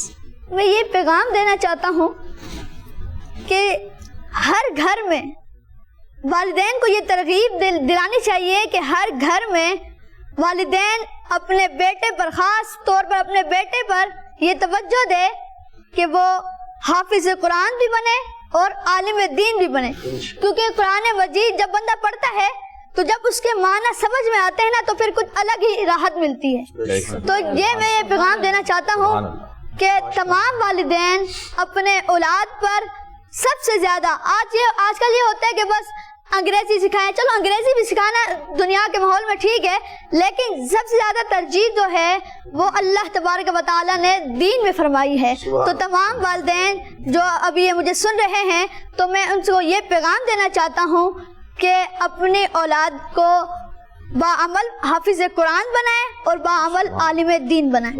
ماشاءاللہ بہت ہی زبردست۔ اور دیکھتے ہیں ہم مفتی صاحب اور علامہ صاحب، آپ کا مائک لگ گیا ہے نا؟ جی، تو ہم یہ دیکھتے ہیں کہ ایک استاد کے چہرے کے اوپر فخر کی مسکراہٹ اس وقت آتی ہے جب شاگرد کے اندر اس استاد کی جھلک نظر آئے۔ تو میں ابھی مفتی عابد مبارک صاحب کی مسکراہٹ اور جو تبسم فرما رہے ہیں یہ دونوں حضرات، مفتی آصف صاحب بھی جو ہے، تو ان دونوں کی مسکراہٹ وہ بہت ضروری ہے۔ لیکن اس سے پہلے میں ایک بات کہنا چاہوں گا کہ ہمیں جو ابھی حافظ صاحب نے فرمایا کہ جی آپ کو بہت ہی ضروری ہے کہ آپ دین بھی حاصل کریں، اور آپ چلیں ٹھیک ہے آپ حافظ بننا آپ کو لگ رہا ہے بہت ہی مشکل کام ہے، میری گزارش یہ ہے کہ شروعات کے لیے، ویسے تو حافظ بنے بہت ہی اچھی بات ہے کہ آپ کوشش کریں، شروعات کے لیے اتنا تو دین ہمیں ہر گھر میں حاصل کر لینا چاہیے کہ آپ اگر اپنے کسی بزرگ کی یا کسی بھی گھر کے فرد کی کا انتقال ہو جائے تو نماز جنازہ خود پڑھا سکیں، کسی کی شادی ہو تو نکاح خود کروا سکیں۔ تو یہ میں یہاں پر تمام مفتیان کرام موجود ہیں، ان کی موجودگی میں یہ کہنے کی اجازت ان سے لے رہا ہوں کہ مولوی کی ان چیزوں کے لیے ضرورت نہیں ہوتی ہے، یہ سرٹیفکیٹ نہیں ہے کسی کے پاس بھی کہ آپ کسی مسجد میں جائیں گے یا کسی امام بارگاہ میں جائیں گے بلا کے لے کر آئیں گے آپ کسی کو کہ بھائی آئیں آپ نماز پڑھائیں، آئیں آپ نکاح پڑھائیں، ایسا نہیں ہے، یہ کام خود بھی کیا جا سکتا ہے۔ تو ہمیں کم سے کم اتنا دین جو ہے وہ ضرور حاصل کرنا چاہیے۔ بالکل، اور جو بات آپ نے کہی نا والد اور استاد کے بارے میں، تو ہم کافی پچھلی نشستوں میں بھی یہ بات کرتے رہے کہ ایک والد ہوتا ہے جو ہمیشہ اپنی اولاد کو اپنے سے زیادہ دیکھنا چاہتا ہے، اپنے سے اوپر دیکھنا چاہتا ہے، تو جو استاد ہوتا ہے وہ بھی تو باپ کا کردار ادا کرتا ہے۔ تو جب اس کے سامنے اس کے شاگرد کی صورت میں اس کے اولاد بیٹھی ہوئی ہو تو پھر یہی تبسم ہوتی ہے چہرے پر جو عابد بھائی کے چہرے پر دکھائی دے رہی ہے۔ اور ایک اور چیز اس میں مزید میں یہ ایڈ کرنا چاہتی ہوں کہ آپ نے جو بات کی نا کہ دنیاوی تعلیم بھی ضروری ہے لیکن گھر کے اندر ماحول ایسا ہونا چاہیے، تو جب یہ ماحول ہوگا تبھی جو ہم بار بار کہتے ہیں نا کہ ہمارے درمیان دوسرے لوگ آ گئے ہیں اور ہمارا دل دماغ اور ذہن خراب کرنے کی کوشش کریں، ہماری تعلیمات کو خراب کرنے کی کوشش کریں، وہ اس لیے کر رہے ہیں کہ ہم خود دین کی تعلیمات سے دور ہیں، اسی لیے باہر کے لوگ آتے ہیں اور پھر ہمارے ہمارا دل دماغ اور ہماری تعلیمات کو توبہ کے خراب بارے میں کرتے ہیں. سوال بالکل جی ایسے حافظ فراز سے توبہ کے سوال. نہیں بالکل ان کی طرف آتے ہیں, ابھی بڑھتے ہیں. علامہ اکبر صاحب نے بھی جو ہے وہ ہمیں جوائن کر لیا ہے, تو میں چاہوں گا کہ پھر ایک سلسلہ ایسے چلے کہ پھر اسے کنیکٹ کریں کہ ہم آج توبہ پر ہم نے جو ہے آج کا موضوع رکھا ہوا ہے. علامہ صاحب یقیناً آپ کو بھی اس بارے میں جو ہے وہ علم ہے.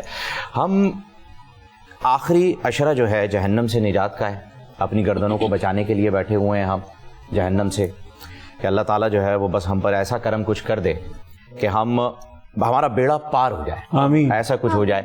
دن نکل چکے ہیں, 28ویں سحر ہم کر رہے ہیں, وقت بڑا ہی کم رہ چکا ہے. وہ کہتے ہیں نا ڈاکٹر صاحب آگے کہتے ہیں جی وقت بڑا کم رہ گیا ہے, جو کرنا ہے کر لیجئے. تو اب ہم اس وقت اس جگہ پر ہیں کہ وقت بڑا کم رہ گیا ہے, جو کرنا ہے بس دعا ہی کرنا ہے. تو اب ان 2 دنوں میں نے تمام حضرات سے یہی گزارش کی اور سب نے اسی پر روشنی ڈالی ہے. ابھی مولانا آصف صاحب کی جانب آئیں گے, وہ بھی اسی پہ گفتگو فرمائیں گے کہ ہم ایسا کیا عمل کریں کہ ہماری توبہ قبول ہو جائے. سبحان اللہ. اعوذ باللہ من الشیطان الرجیم, بسم اللہ الرحمن الرحیم. ان اللہ وملائکتہ یصلون علی النبی یا ایھا الذین آمنوا صلوا علیہ وسلموا تسلیما.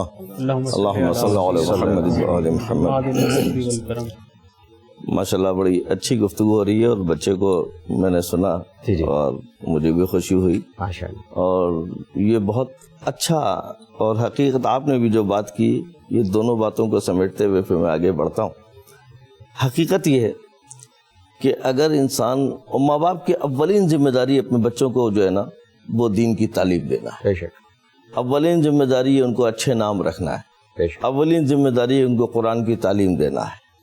یہ ان کی بنیادی ذمہ داری ہے تاکہ وہ اپنے معبود, جس طرح بچہ اپنے باپ کو اور اپنی ماں کو مانوس ہو کر کے پہچانتا ہے, تو اس کی یہ بھی ذمہ داری کہ اس کو اپنے رب سے مانوس کرائیں, وہ اپنے اللہ کی طرف اس کو دعوت دیں, اس کو بتائیں کہ اس کا رب کون ہے, اس کا مالک کون ہے, اس کا خالق کون ہے. لہذا اس کے لیے بہت ضروری ہے کہ وہ دین کی تعلیم جو ہے وہ اس کو سکھائیں, بتائیں.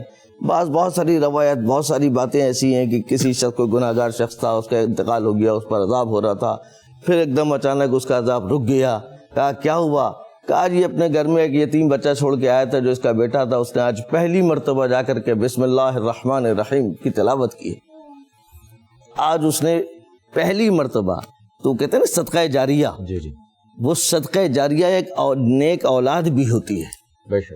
اگر آپ نے اولاد صالح چھوڑی ہے کہ جو اللہ کے دین کی بات کرتی ہے, اللہ کے دین پر چلتی ہے, قرآن کے اوپر چلتی ہے اور اللہ کی طرف اپنے قربت لے کے جاتی ہے, تو یہ ثواب اور اجر بھی ان ماں باپ کو جاتا ہے جو دنیا سے جا چکے ہوتے ہیں, ان کے گناہوں میں تخفیف بھی ہوتی ہے. اور اسی طریقے سے ان تک جو ہے وہ یہ پیغام جاتا ہے. اور یہ ایسا صدقہ جاریہ ہوتا ہے کہ جب تک وہ ہے اور جب تک اس سے لوگ مستفید ہو رہے ہیں, جب تک اس کے ذریعے سے لوگوں کو جو ہے نا فائدہ پہنچ رہا ہے, ہر طرح کا فائدہ, اس کا اجر و ثواب میں اس کے ماں باپ اس کے شامل ہوتے ہیں. اور ماں باپ, ایک ماں باپ استاد بھی ہوتے ہیں. بے شک ایک ماں باپ, اللہ نے باپ کا, استاد کو بھی باپ کا درجہ عطا کیا ہے. 3 ماں باپ ہیں, ایک وہ جن سے انسان پیدا ہوتا ہے, ایک وہ جو ان کو تعلیم تربیت کرتا ہے, اور ایک وہ جب آپ کی شادی ہوتی ہے اور آپ کا عقد ہونے کے بعد جو محترمہ آپ کے نکاح میں آتی ہیں, اس کے ماں باپ بھی آپ کے ماں باپ کے درجے میں آتے ہیں. اسی لیے اللہ نے ان کو محرم قرار دیا ہے. وہ آنے والی خاتون تو آپ کی زوجہ ہو گئی, لیکن اس کی ماں جو ہے وہ آپ کے لیے محرم ہو گئی, اس لیے کہ آپ نے اس کی بیٹی سے عقد کر لیا. اب وہ ماں کے منصب پر آ گئی, اس کا باپ اس بہو کے لیے جو ہے نا وہ محرم ہو گیا. تو آپ یہ دیکھیں کہ یہ وہ قیمتی باتیں ہیں کہ جو میرے رب کی ہیں, اور اس نے خوبصورت گلدستہ سجایا ہے. تو وہ اس طرح سے ہم دیکھیں تو ماشاءاللہ سے مجھے خوشی ہو رہی ہے, اور یہ اچھی بات ہے اور بہت اچھی بات ہے. کم از کم اتنا تو تعلیم دیں اپنے بچوں کو, اتنی تو دیں کہ وہ واجب و حرام کی چیزوں کو سمجھ سکیں, اپنے اندر جو ہے وہ حرام و حلال کی تمیز کر سکیں. اپنی عملی زندگی کو جو ہے وہ, آپ کا جملہ مجھے اچھا لگا کہ کیا ضرورت ہے کہ جناب وہ ہر جگہ پہ عالم دین, ہر جگہ پہ عالم دین. کیوں بھائی, نکاح آپ پڑھ سکتے ہیں, غسل و کفن آپ کروا سکتے ہیں, آپ کیا نام ہے اپنے جنازہ جو ہے وہ جنازہ پڑھا سکتے ہیں, پڑھ سکتے ہیں, دعائیں مغفرت کر سکتے ہیں, تلاوت کر سکتے ہیں, قبرستان جا سکتے ہیں, اور جو کچھ اس کی, یہ سب انسان کر سکتا ہے. اور اتنی چیزیں بہت ضروری ہیں, ضروری ہیں. اب اس کو پروفیشنل بنا دیا گیا ہے, کمرشل بن گیا ہے کہ جناب نہیں وہ اس کے بغیر ہو نہیں سکتا, تو یہ بھی ایک الگ سلسلہ ہے. لیکن یہ اچھی بات ہے کہ ہر انسان کو اتنا علم حاصل کرنا چاہیے کہ اپنے فرائض کو سمجھ سکے, محرمات اور حلال و حرام کو سمجھ سکے, اور اپنے رب کی باتوں کو سمجھ سکے. یہ بہت ضروری ہے. یہ تو ایک ہے. اور اسی سے متصل جہاں تک توبہ کی باتیں, ظاہر ہے کہ اب ایام سیام آخری میں مراحل میں داخل ہو گیا ہے. اللہ تعالیٰ قبول کرنے والا ہے. بے شک ہم میں سے کوئی اس بات کا حق نہیں رکھتا کہ کوئی یہ کہے کہ کس کا قبول ہوا اور کس کا نہیں ہوا, تمہارا نہیں ہوگا میرا ہوگا. یہ انسان کا اختیار نہیں ہے, بے شک یہ میرے رب کا اختیار. بے شک وہ جس کو چاہے بخش دے, جب چاہے بخش دے, جس کی چاہے دعا مستجاب کر لے, جس کو چاہے عطا کر دے. یہ سب رب کی طرف سے. اور اس میں ایک اہم چیز جو ہے وہ میں مختصراً عرض کر دوں جو بہت زیادہ سمجھنے کی ہے. اب ٹھیک ہے ابھی شب قدر بھی گزری, ایک اور بھی باقی ہے جس کو لوگ اہمیت نہیں دیتے ہیں, 29 کو. ابھی وہ ایک وہ بھی اس میں 10 راتوں میں وہ شامل ہے, تو ممکن ہے اس کے اندر بھی, حالانکہ اس دن لوگ اپنے کاموں میں لگ جاتے ہیں, شاپنگ میں, اس میں حالات ایسے کہ شاید رات میں نہ کھلے بازار, لیکن وہ بھی ایک قیمتی رات ہے. تو یہ آپ نے نمازیں پڑھی, روزے رکھے, عبادات کی, تلاوت کی, صدقہ خیرات کیا, خمس و زکوٰۃ عطا کی, سب کچھ اللہ قبول کرنے والا ہے, معاف کرنے والا بھی وہی ہے. لیکن ایک خاص بات ہے جس کا خیال رکھنا چاہیے.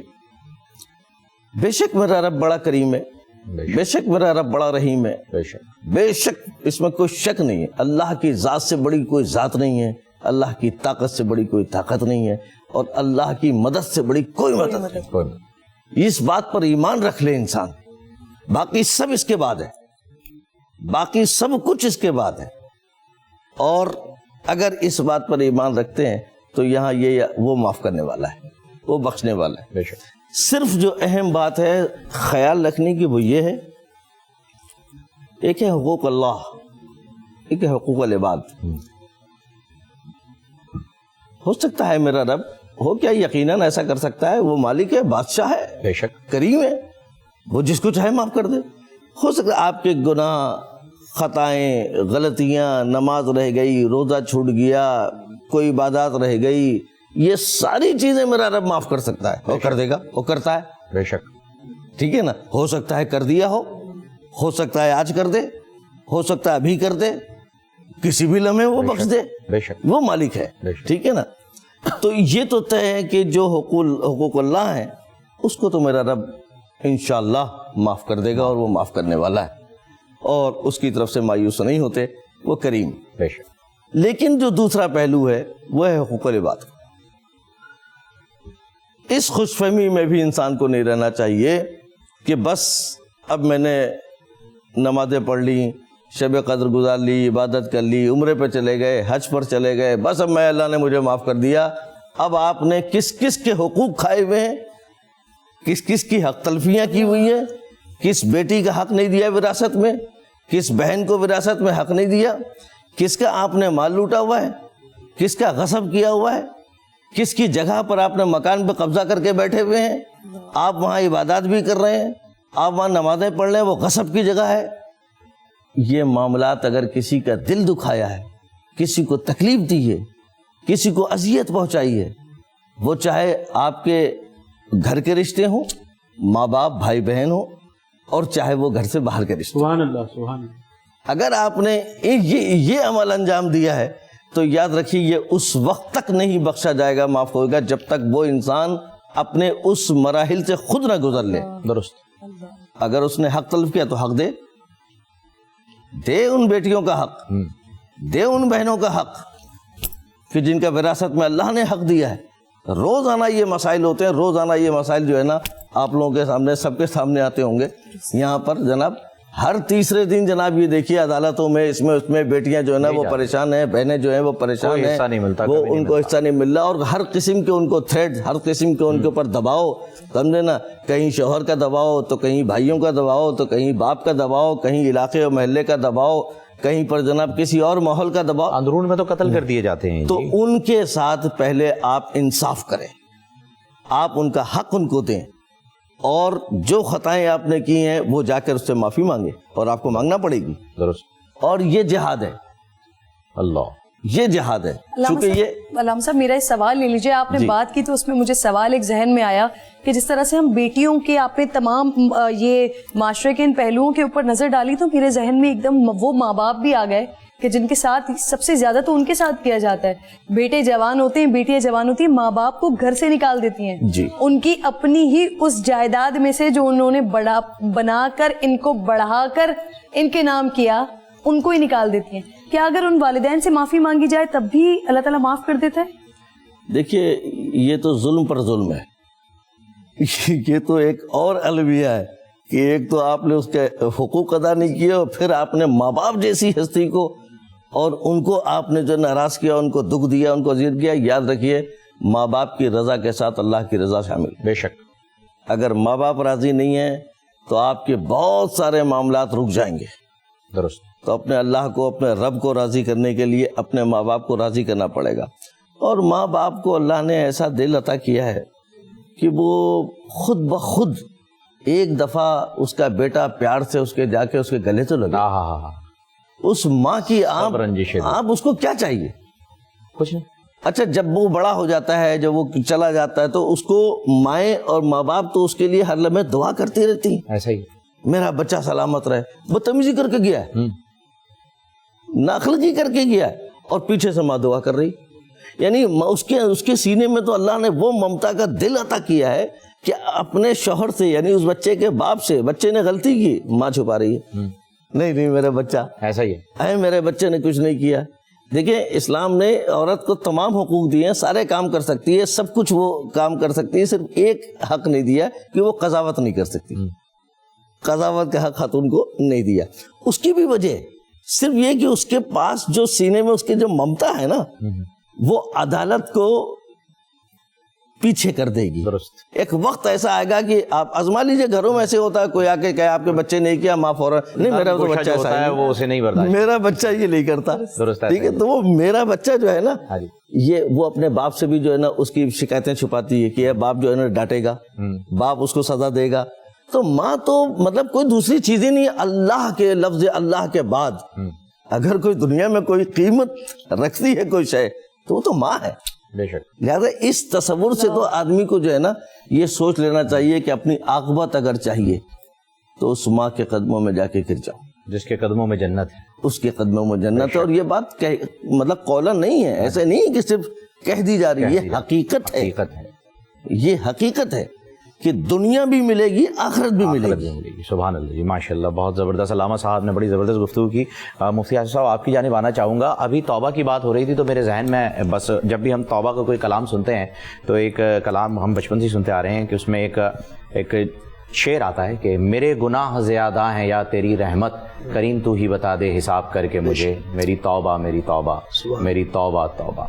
تو گناہ جتنے بھی ہم کر لیں اس کی رحمت تو ایسی ہے کہ کوئی حساب ہی نہیں لگایا جا سکتا. ابھی فضل سبحان صاحب بیان کر رہے تھے کہ درختوں کو قلم بنا دیں, سمندر کو سیاہی بنا دیں, آسمان کو ورق بنا دیں, یہ ساری چیزیں ختم ہو جائیں گی, نہ اس کی نعمتیں ختم ہونی نہ اس کی رحمتیں ختم ہونی.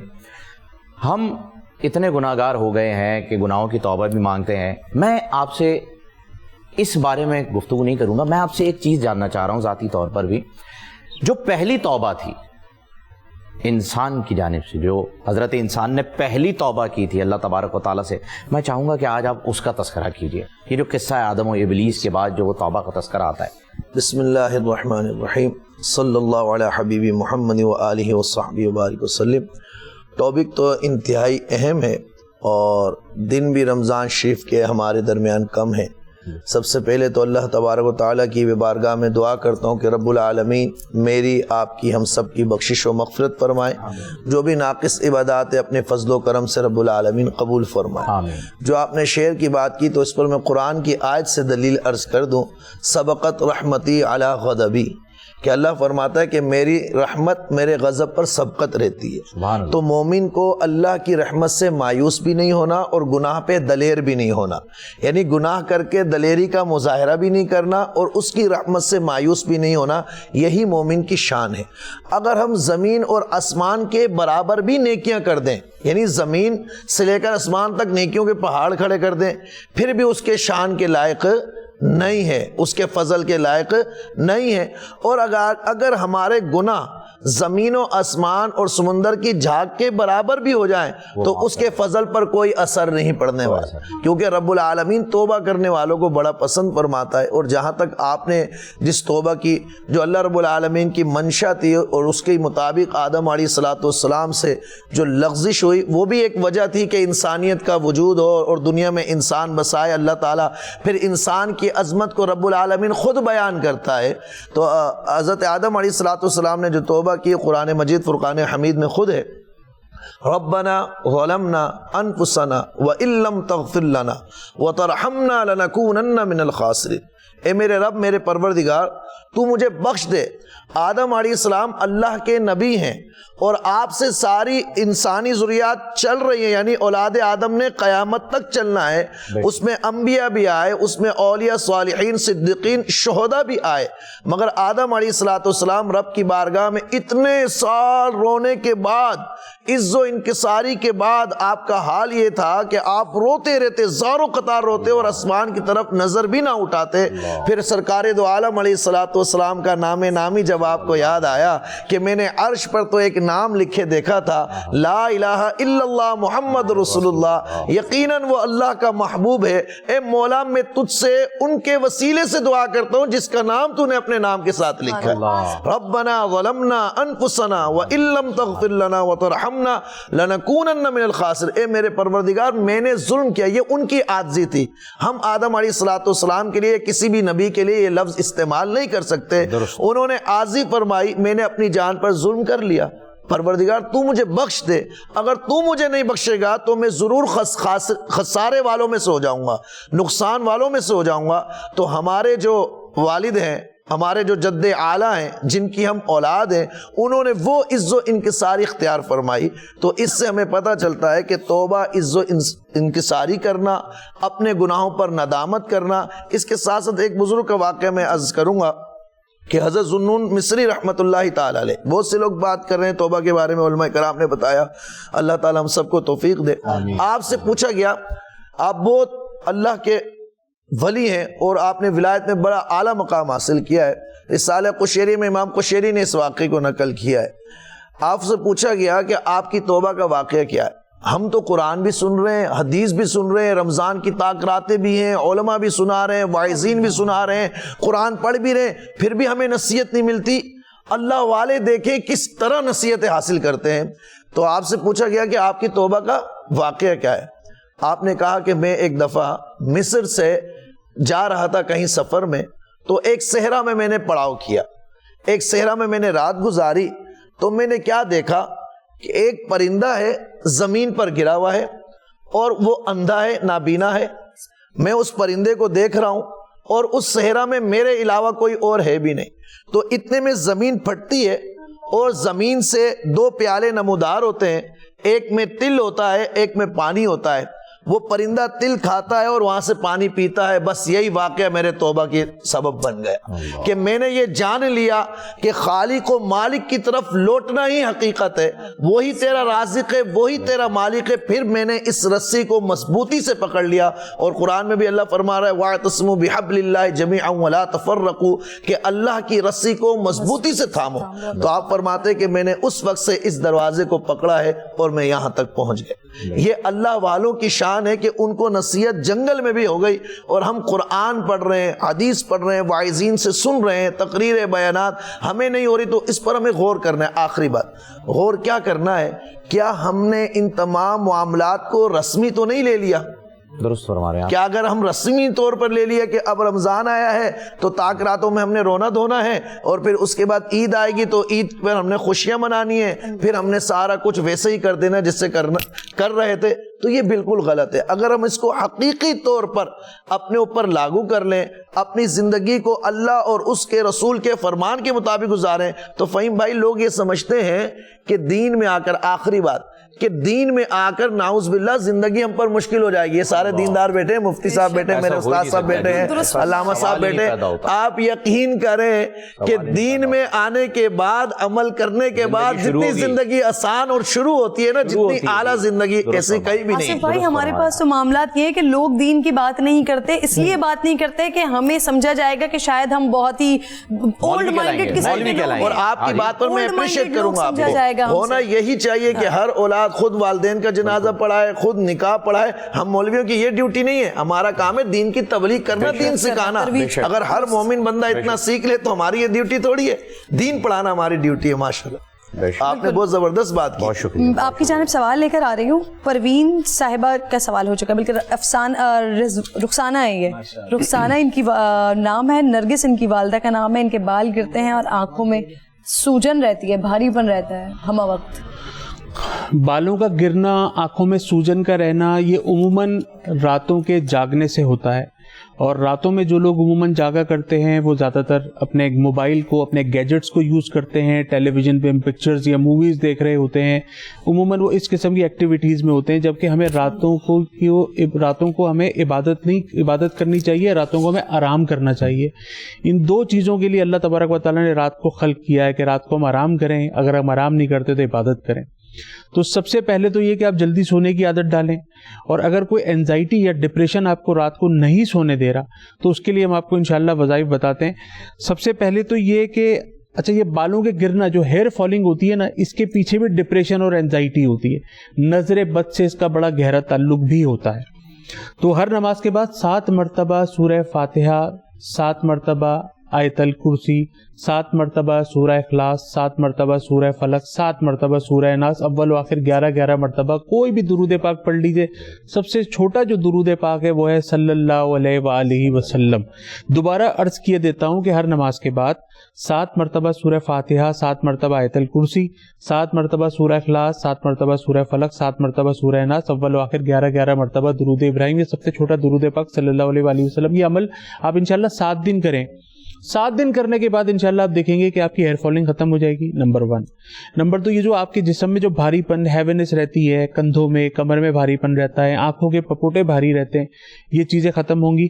تیسرا یہ کہ آپ جب رات کو سونے کے لیے لیٹیں, تو مجھے عموماً لوگ کہتے ہیں کہ جی ہم رات کو سونے کے لیے لیٹتے ہیں تو ہم کروٹیں بدلتے رہتے ہیں, پڑھتے رہتے ہیں. دیکھیں جی, رات کو جب سونے کے لیے انسان لیٹے تو سورہ کافرون پڑھ لے, سورہ کافرون. جب آخر میں جو چاروں کل کا جو سب سے پہلا کل ہے سورہ کافرون, وہ پڑھ لیجئے. اور اس کے بعد آپ کثرت سے آنکھیں بند کر کے مدینہ منورہ کا تصور کریں, بیت اللہ کا تصور کریں, درود پاک پڑھنا شروع کریں, صلی اللہ علیہ وآلہ وسلم, صلی اللہ علیہ وآلہ وسلم. آپ یقین کیجئے گا اتنی میٹھی نیند آئے گی. بلکہ اگر ایک آیت ہے, ان اللہ وملائکتہ یصلون علی النبی یا ایھا الذین آمنوا صلوا علیہ وسلموا تسلیما, اللہم صلی علی سیدنا مولانا محمد معدن الجود والکرم.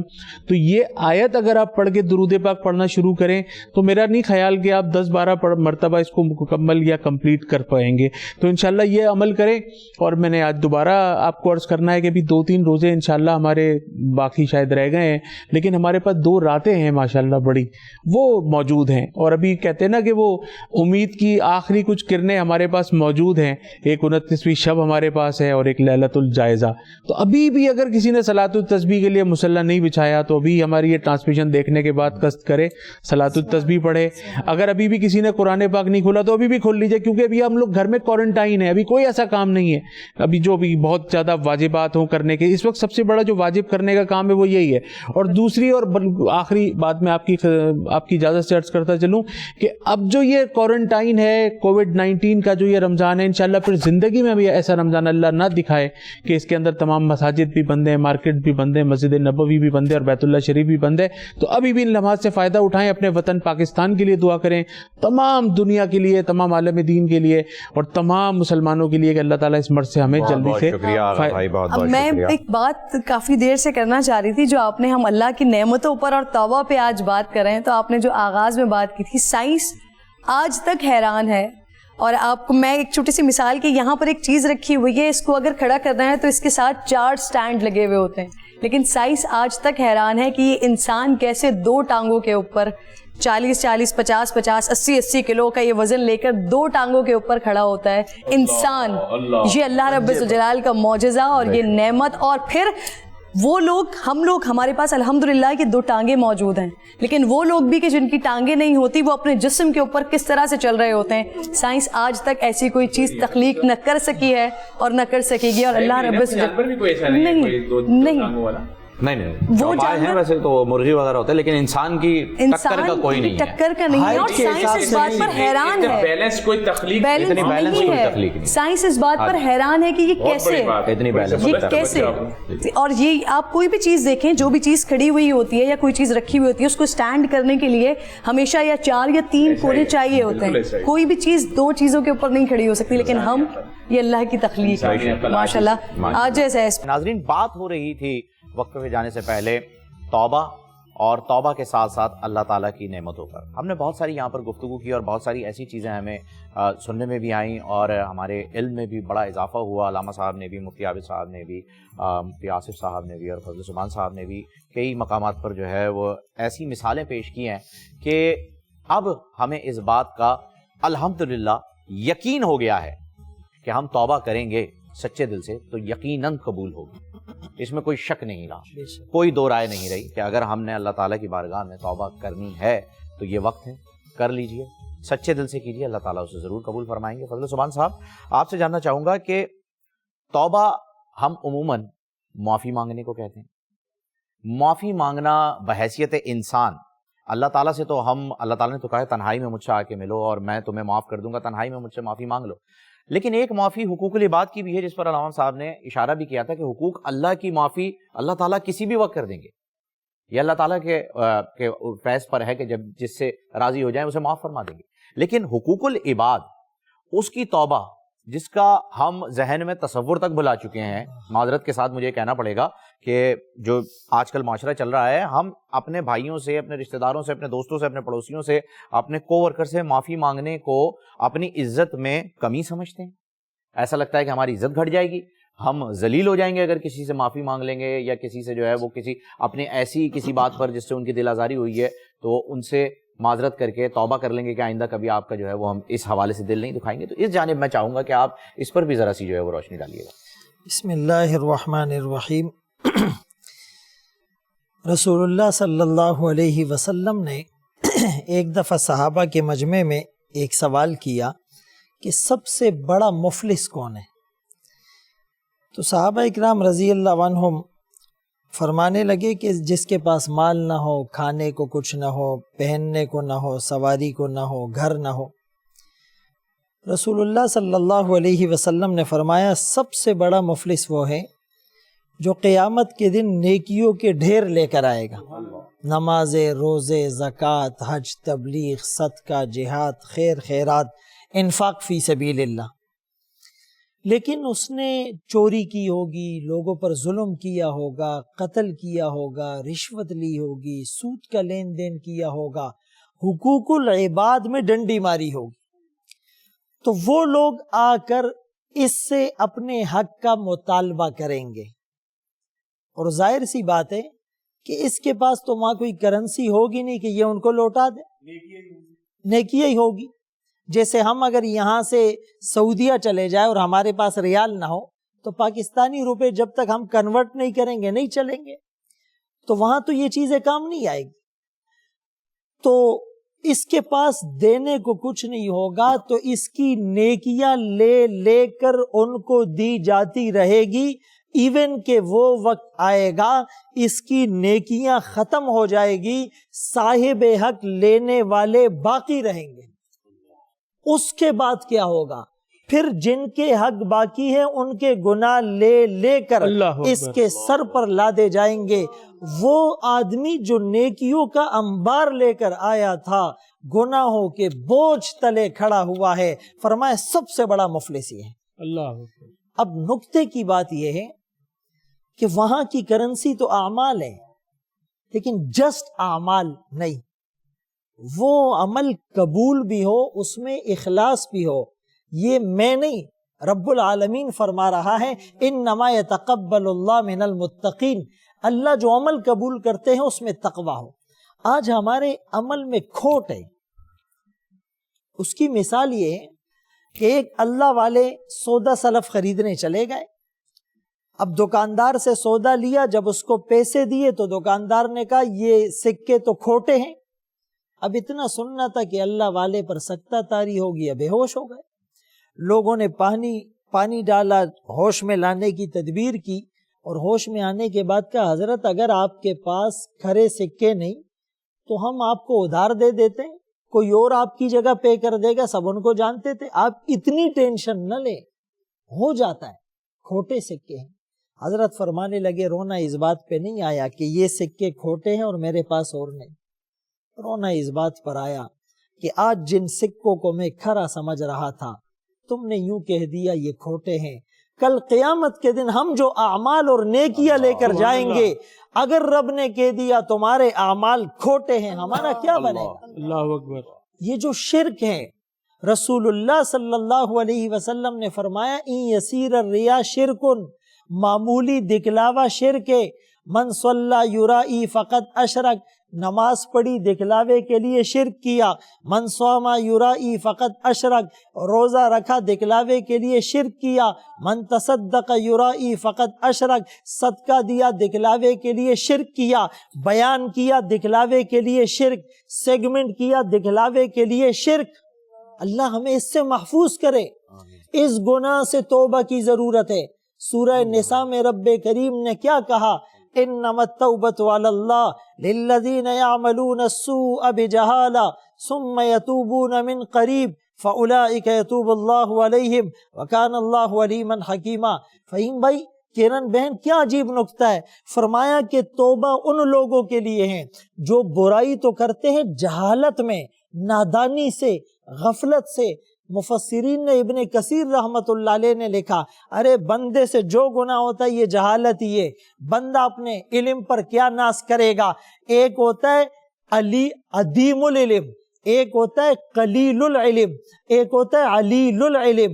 انسان ماں کے پیٹ سے نکلا، لا تعلمون شیئا، عدیم العلم تھا، علم تھا ہی نہیں، پھر جتنا علم حاصل کیا، حافظ، مفتی، ڈاکٹر، انجینئر، لیکن رب نے کہا یہ قلیل ہے، وما اوتیتم من العلم الا قلیلا، اور اس قلیل علم پر بھی گھمنڈ نہیں کرنا، یہ علم بھی چلا جائے گا، لکی لا یعلم بعد علم شیئا، یہ انسان تو علیل العلم رہ جائے گا۔ حضرات نے بات کی، ایک آدمی طواف کر رہا ہے اور اکڑ کر رہا ہے، اللہ والے نے کہا، اور ایک جگہ ذوالنون مصری رحمت اللہ علیہ کے بارے میں آتا ہے کہ تیری یہ چال اللہ کو پسند نہیں۔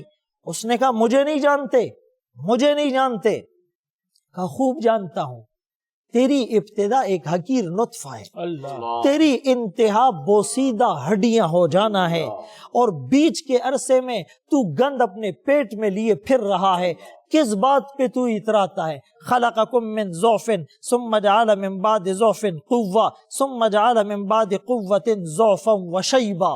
فوراً وہ ہل گیا، کہا میں تو واقعی میری حیثیت کچھ نہیں، میں کچھ نہیں، میری حیثیت کچھ نہیں، کیا اللہ مجھے معاف کر دے گا؟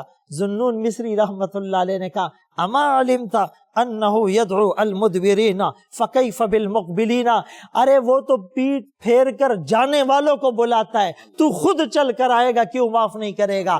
مفتی عابد مبارک صاحب نے حدیث کی طرف اشارہ کیا، من تقرب الی شبرا تقربت الیہ ذراعا، ارے تو ایک بالش چل کر آئے گا، رب کی رحمت ایک گز جائے گی، تو ایک ہاتھ آئے گا، رب کی رحمت 2 ہاتھ آئے گی، اتیتو اتانی یمشی، تو چل کر آئے گا، اتیتہو ہرولتن، رحمت دوڑ کر تجھے اپنے سینے سے لگائے گی۔ ایک بچہ گھر سے بھاگ جاتا ہے، ایک بچہ گھر سے بھاگتا ہے، نافرمان ہوتا ہے، اس کو فٹ پاتھ پہ نیند آ جاتی ہے، وہ برگر کھا کر گزارا کر لیتا ہے، اس کی ماں کو نیند نہیں آ رہی، اس کا باپ کروٹیں لے رہا ہے اور وہ اخبار میں دیتا ہے، وہ سلائیڈ چلاتا ہے، وہ پمفلٹ لگاتا ہے، میرا بچہ یہ عمر، یہ نام، یہ لباس، جس کو ملے पहुंचा दे, पहुंचाने वाले को मुंह मांगा इनाम दिया जाएगा। नीचे ये भी लिखता है नाफरमान बेटे के लिए, बेटा तू खुद आ जाएगा, तुझे कुछ नहीं कहा जाएगा। यही पैगाम मेरा रब देता है, या अय्युहल इंसान मा गर्रक बिरब्बिकल करीम, ऐ इंसान तुझे तेरे करीम रब से किस चीज ने धोखे में डाला। करीम का थोड़ी सी तशरीह करने दे।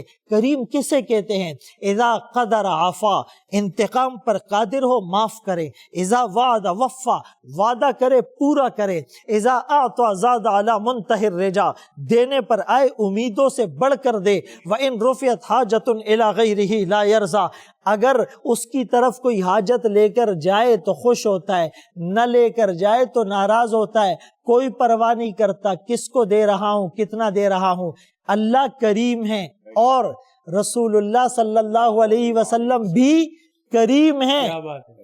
क़यामत का दिन होगा, सारी इंसानियत, अल्लाह अकबर, ज़मीन तांबे की, सूरज सवा नेज़े के फासले पर, अंबिया, औलिया, अतकिया, असफिया सब पे लर्ज़ा तारी, इंसानियत बेलिबास, गुनाहों के पसीने में डूबी हुई। आदम सफ़ीयुल्लाह, नूह नजीयुल्लाह, दाऊद खलीफतुल्लाह, मूसा कलीमुल्लाह, ईसा रूहुल्लाह, इब्राहीम खलीलुल्लाह, ईसा रूहुल्लाह, सबकी ज़बान पे नफसी नफसी। लेकिन आका फरमाएंगे उम्मती उम्मती, मुझे अपनी उम्मत की फिक्र, मुझे अपनी उम्मत की। अल्लामा साहब आपकी जानिब आना चाहूँगा, क्योंकि 27वीं शब को जब हम थे तो आपने माशाल्लाह से बड़ा ही ज़बरदस्त तौहीद जो है वो बयान किया था। आज का हमारा मौजू तौबा के साथ साथ अल्लाह की नेमतें भी हैं। तौबा पर हमने बड़ी गुफ्तगू की और फजल सुभान साहब ने अभी जिस जानिब इशारा किया कि अल्लाह का माफ़ कर देना भी इससे बड़ी नेमत और क्या होगी अगर अल्लाह ताला माफ़ फरमा देते हैं। तो मैं चाहूँगा कि आज इस बारे में भी जो है वो बात हो कि हम अल्लाह ताला की कौन कौन सी नेमतों को झुटला रहे हैं। यानी फबिय्यि आलाए रब्बिकुमा तुकज़्ज़िबान, ये जो आयत है आज के माहौल में, आज के मुआशरे में क्या इस पर अमल हो रहा है? हकीकत यह है कि इंसान अगर सादा ज़बान में बात करें कि आम बच्चे समझें, घर की ख़वातीन समझें, लोग समझें, क्योंकि सादा माशरा है, बहुत से मौक़े होते हैं कि जहाँ मैं बहुत सादी सी बात करके, देखिए सिर्फ एक फ़ैसला कर ले अपने रब से कि तू मेरा मालिक है, मैं तेरा बंदा हूँ, तेरे इख्तियार में सब कुछ है, मेरे इख्तियार में कुछ नहीं। लोग पूछते थे रसूलुल्लाह सल्लल्लाहु अलैहि वसल्लम से, अल्लाह कहता है कि लोग तुमसे मेरे बारे में पूछते हैं, तो इन्नी करीब, मैं तो तुम्हारे करीब। कितनी आसानी के साथ समझाई है एक बात कि मैं तुम्हारे करीब, तुम्हारी शरीक से करीब। उदूनी अस्तजिब लकुम, मुझसे दुआ मांगो, मुझसे मांगो। क्यों जाते इधर उधर? क्या तुमसे तुम्हारे रब ने तुम्हें नहीं बुलाया? क्या तुम्हारे रब ने तुमको दावत नहीं दी? बिल्कुल। क्यों जाते हो? और कौन है जो रब अगर न चाहे तो कौन है जो तुमको माफ कर दे? अल्लाह। कोई नहीं, किसी के इख्तियार में नहीं, किसी के इख्तियार में नहीं। इख्तियार तो सिर्फ मेरे रब के पास है। बेशक। तो उस जब इख्तियार उसके पास है, मालिक वो है, खालिक वो है, बादशाह वो है, सब कुछ उसी के पास है, तो फिर इधर उधर इधर उधर ये क्या है? कहीं शिर्क कर रहा है इंसान, कहीं गैर अल्लाह की तरफ जा रहा है, कहीं अल्लाह को छोड़ के किसी और की तरफ जा रहा है। इसलिए तुम अपनी हकीकत को पहचानो, अपने वजूद को पहचानो। अभी एक खड़े होने की मिसाल दी कि दो पैरों पे खड़ा होता है इंसान। हकीकत यह है कि वजूद इंसान जो है ना, अगर अपने वजूद पर गौर कर ले तो उसको रब मिल जाएगा, सुभान अल्लाह, उसको तौहीद मिल जाएगी। हर चीज पर गौर करने शुरू कर दीजिए आप, आंख, नाक, कान, बाल, जिंदगी, अपने ये सब एक एक चीज आपका रब बता रहा है। ये किसके इख्तियार में? ये मैंने हाथ उठाया, रब। अगर वो ना चाहे नहीं उठे, दुनिया की कोई ताकत नहीं उठा सकती। कैसा बागी है ये इंसान। अल्लाह, ये जानता है कि वो मेरे बस में नहीं है। ये सुभान अल्लाह। ये पैर उठाओ, उठा लिया, दुरुस्त। کس کے اور بس؟ دوسرا بھی اٹھا. اللہ آہا یہ تو مولا کائنات نے جو ہے وہ بتایا تھا کہ کیا ہے تمہارے اختیار میں, ایک اٹھائے پھر دوسری باؤنڈ جو ہے. کیا چیز ہے تمہیں, کس نے روکا ہے تم کو رب سے؟ میں یہ پوچھنا چاہتا ہوں اپنے بچوں سے, اپنی بہنوں سے, کون سی چیز ہے جو تم کو روک رہی ہے تمہارے اپنے خالق اور مالک کو اپنے رب سے قریب کرنے کے لیے؟ تمہارا نفس ہے. بے شک بے شک. بے شک وہ صرف تمہارا نفس ہے. بے شک. چونکہ نہ رب نے دروازے بند کیے, نہ اللہ کے رسول نے دروازے بند کیے, کسی نے دروازے نہیں بند. انسان اپنے دروازے خود بند کرتا ہے, اپنے اوپر ظلم خود کرتا ہے, اللہ کسی پر ظلم نہیں کرتا. یہ انسان ہے کہ جو اپنے اوپر خود ظلم کرتا ہے اور اپنی خطاؤں کو جو ہے نا اس کی وجہ سے عذاب مول لیتا ہے, اس خطاؤں کی وجہ سے اپنے راستے بند کرتا ہے, ان خطاؤں کی وجہ سے جو ہے نا اپنے لیے وہ ساری رحمتوں کے دروازے جو ہے نا خود بند کرتا ہے انسان. درست, اللہ نہیں بند کرتا. بالکل. میرا رب تو بہت آسانی کے ساتھ کہہ رہا ہے آؤ مجھ سے بات کرو, میں ہوں نا, میں تمہارا مالک ہوں, میں تمہارا خالق ہوں, میرے پاس آؤ. پیار سے بلا رہا ہے, محبت سے بلا رہا ہے, دعوت دے رہا ہے, آؤ تو صحیح. تم اپنے جیسے انسان کے پاس کیوں جاتے ہو؟ اللہ. علامہ صاحب کل آپ نے صبح سحر میں سیلف اکاؤنٹیبلٹی کی بات کی تھی, تو میں ذرا چاہ رہی ہوں جو آپ بات کریں نا آپ اسی میں ہی ایڈ کر کے اس چیز کو آگے بڑھائیے گا, کیونکہ آپ کی بات ہی اسی طرف ہے. اللہ کی نعمتوں کا تذکرہ کر رہے ہیں تو میں یہ سوچتی ہوں کہ ہم کمانے لگتے ہیں تو ہم بڑے فخریہ انداز میں بتاتے ہیں کہ یہ گاڑی میں نے خود خریدی ہے, یہ گھر میں نے خود خریدا ہے. تو جب ہم اپنی سیلف اکاؤنٹیبلٹی پہ آتے ہیں تو اور اگر الگ الگ کرنے کی کوشش کریں کہ کتنی چیزیں ہیں جو ہم نے اپنی محنت سے کمائی ہیں اور کتنی چیزیں ہیں جو ہمیں اللہ نے عطا کی ہیں, اور جب ہم ان کو کاؤنٹ کرنا شروع کریں گے تو پتہ چلے گا کہ ہم نے جو محنت کر کے کمایا ہے وہ تو ذرہ برابر بھی نہیں ہے جو اللہ نے بغیر محنت کیے ہمیں عطا فرمایا ہے. اور اگر ہم وہ محنت کر کے پانے کی کوشش کرتے تو شاید ایسی جو ایک زندگی ہے ایسی 10,000 زندگیاں چاہیے ہوتی, تب بھی یہ چیزیں مکمل نہیں مل رہی ہوتی, کچھ نہ کچھ کہیں نہ کہیں کمی بیشی رہتی. دیکھیے بہت اچھی بات کر رہی ہیں آپ, یہ حقیقت ہے. اگر اس طرح سے سوچنا شروع کر دیں, میں نے کہا نا ہر چیز کے لیے اللہ نے جو سب سے پہلی بات دعوت دی نا وہ غور و فکر کی دی. ٹھیک ہے, تم اپنے وجود پر غور کرو. تمہارا حق تھا آنے اس دنیا میں آنے کا, اللہ نے عطا کیا, اللہ نے دیا. تم آئے تو اس کی عطا سے آئے, تمہارا وجود اس کی عطا ہے, تمہارا وجود اس کا احسان ہے. وہ چاہتا تو نہ دیتا. آپ اس بات کو سمجھ لیں, ہر شخص کو اس بات کو سمجھنا چاہیے کہ انسان کے جو ہے نا وہ خود کچھ نہیں کرتا جب تک رب نہ چاہے. ہر انسان کوشش کرتا ہے کہ میں صاحب اولاد ہو جاؤں, رب نہیں چاہے گا تو نہیں ہوتا. درست. انبیاء کو دعائیں مانگنی پڑی,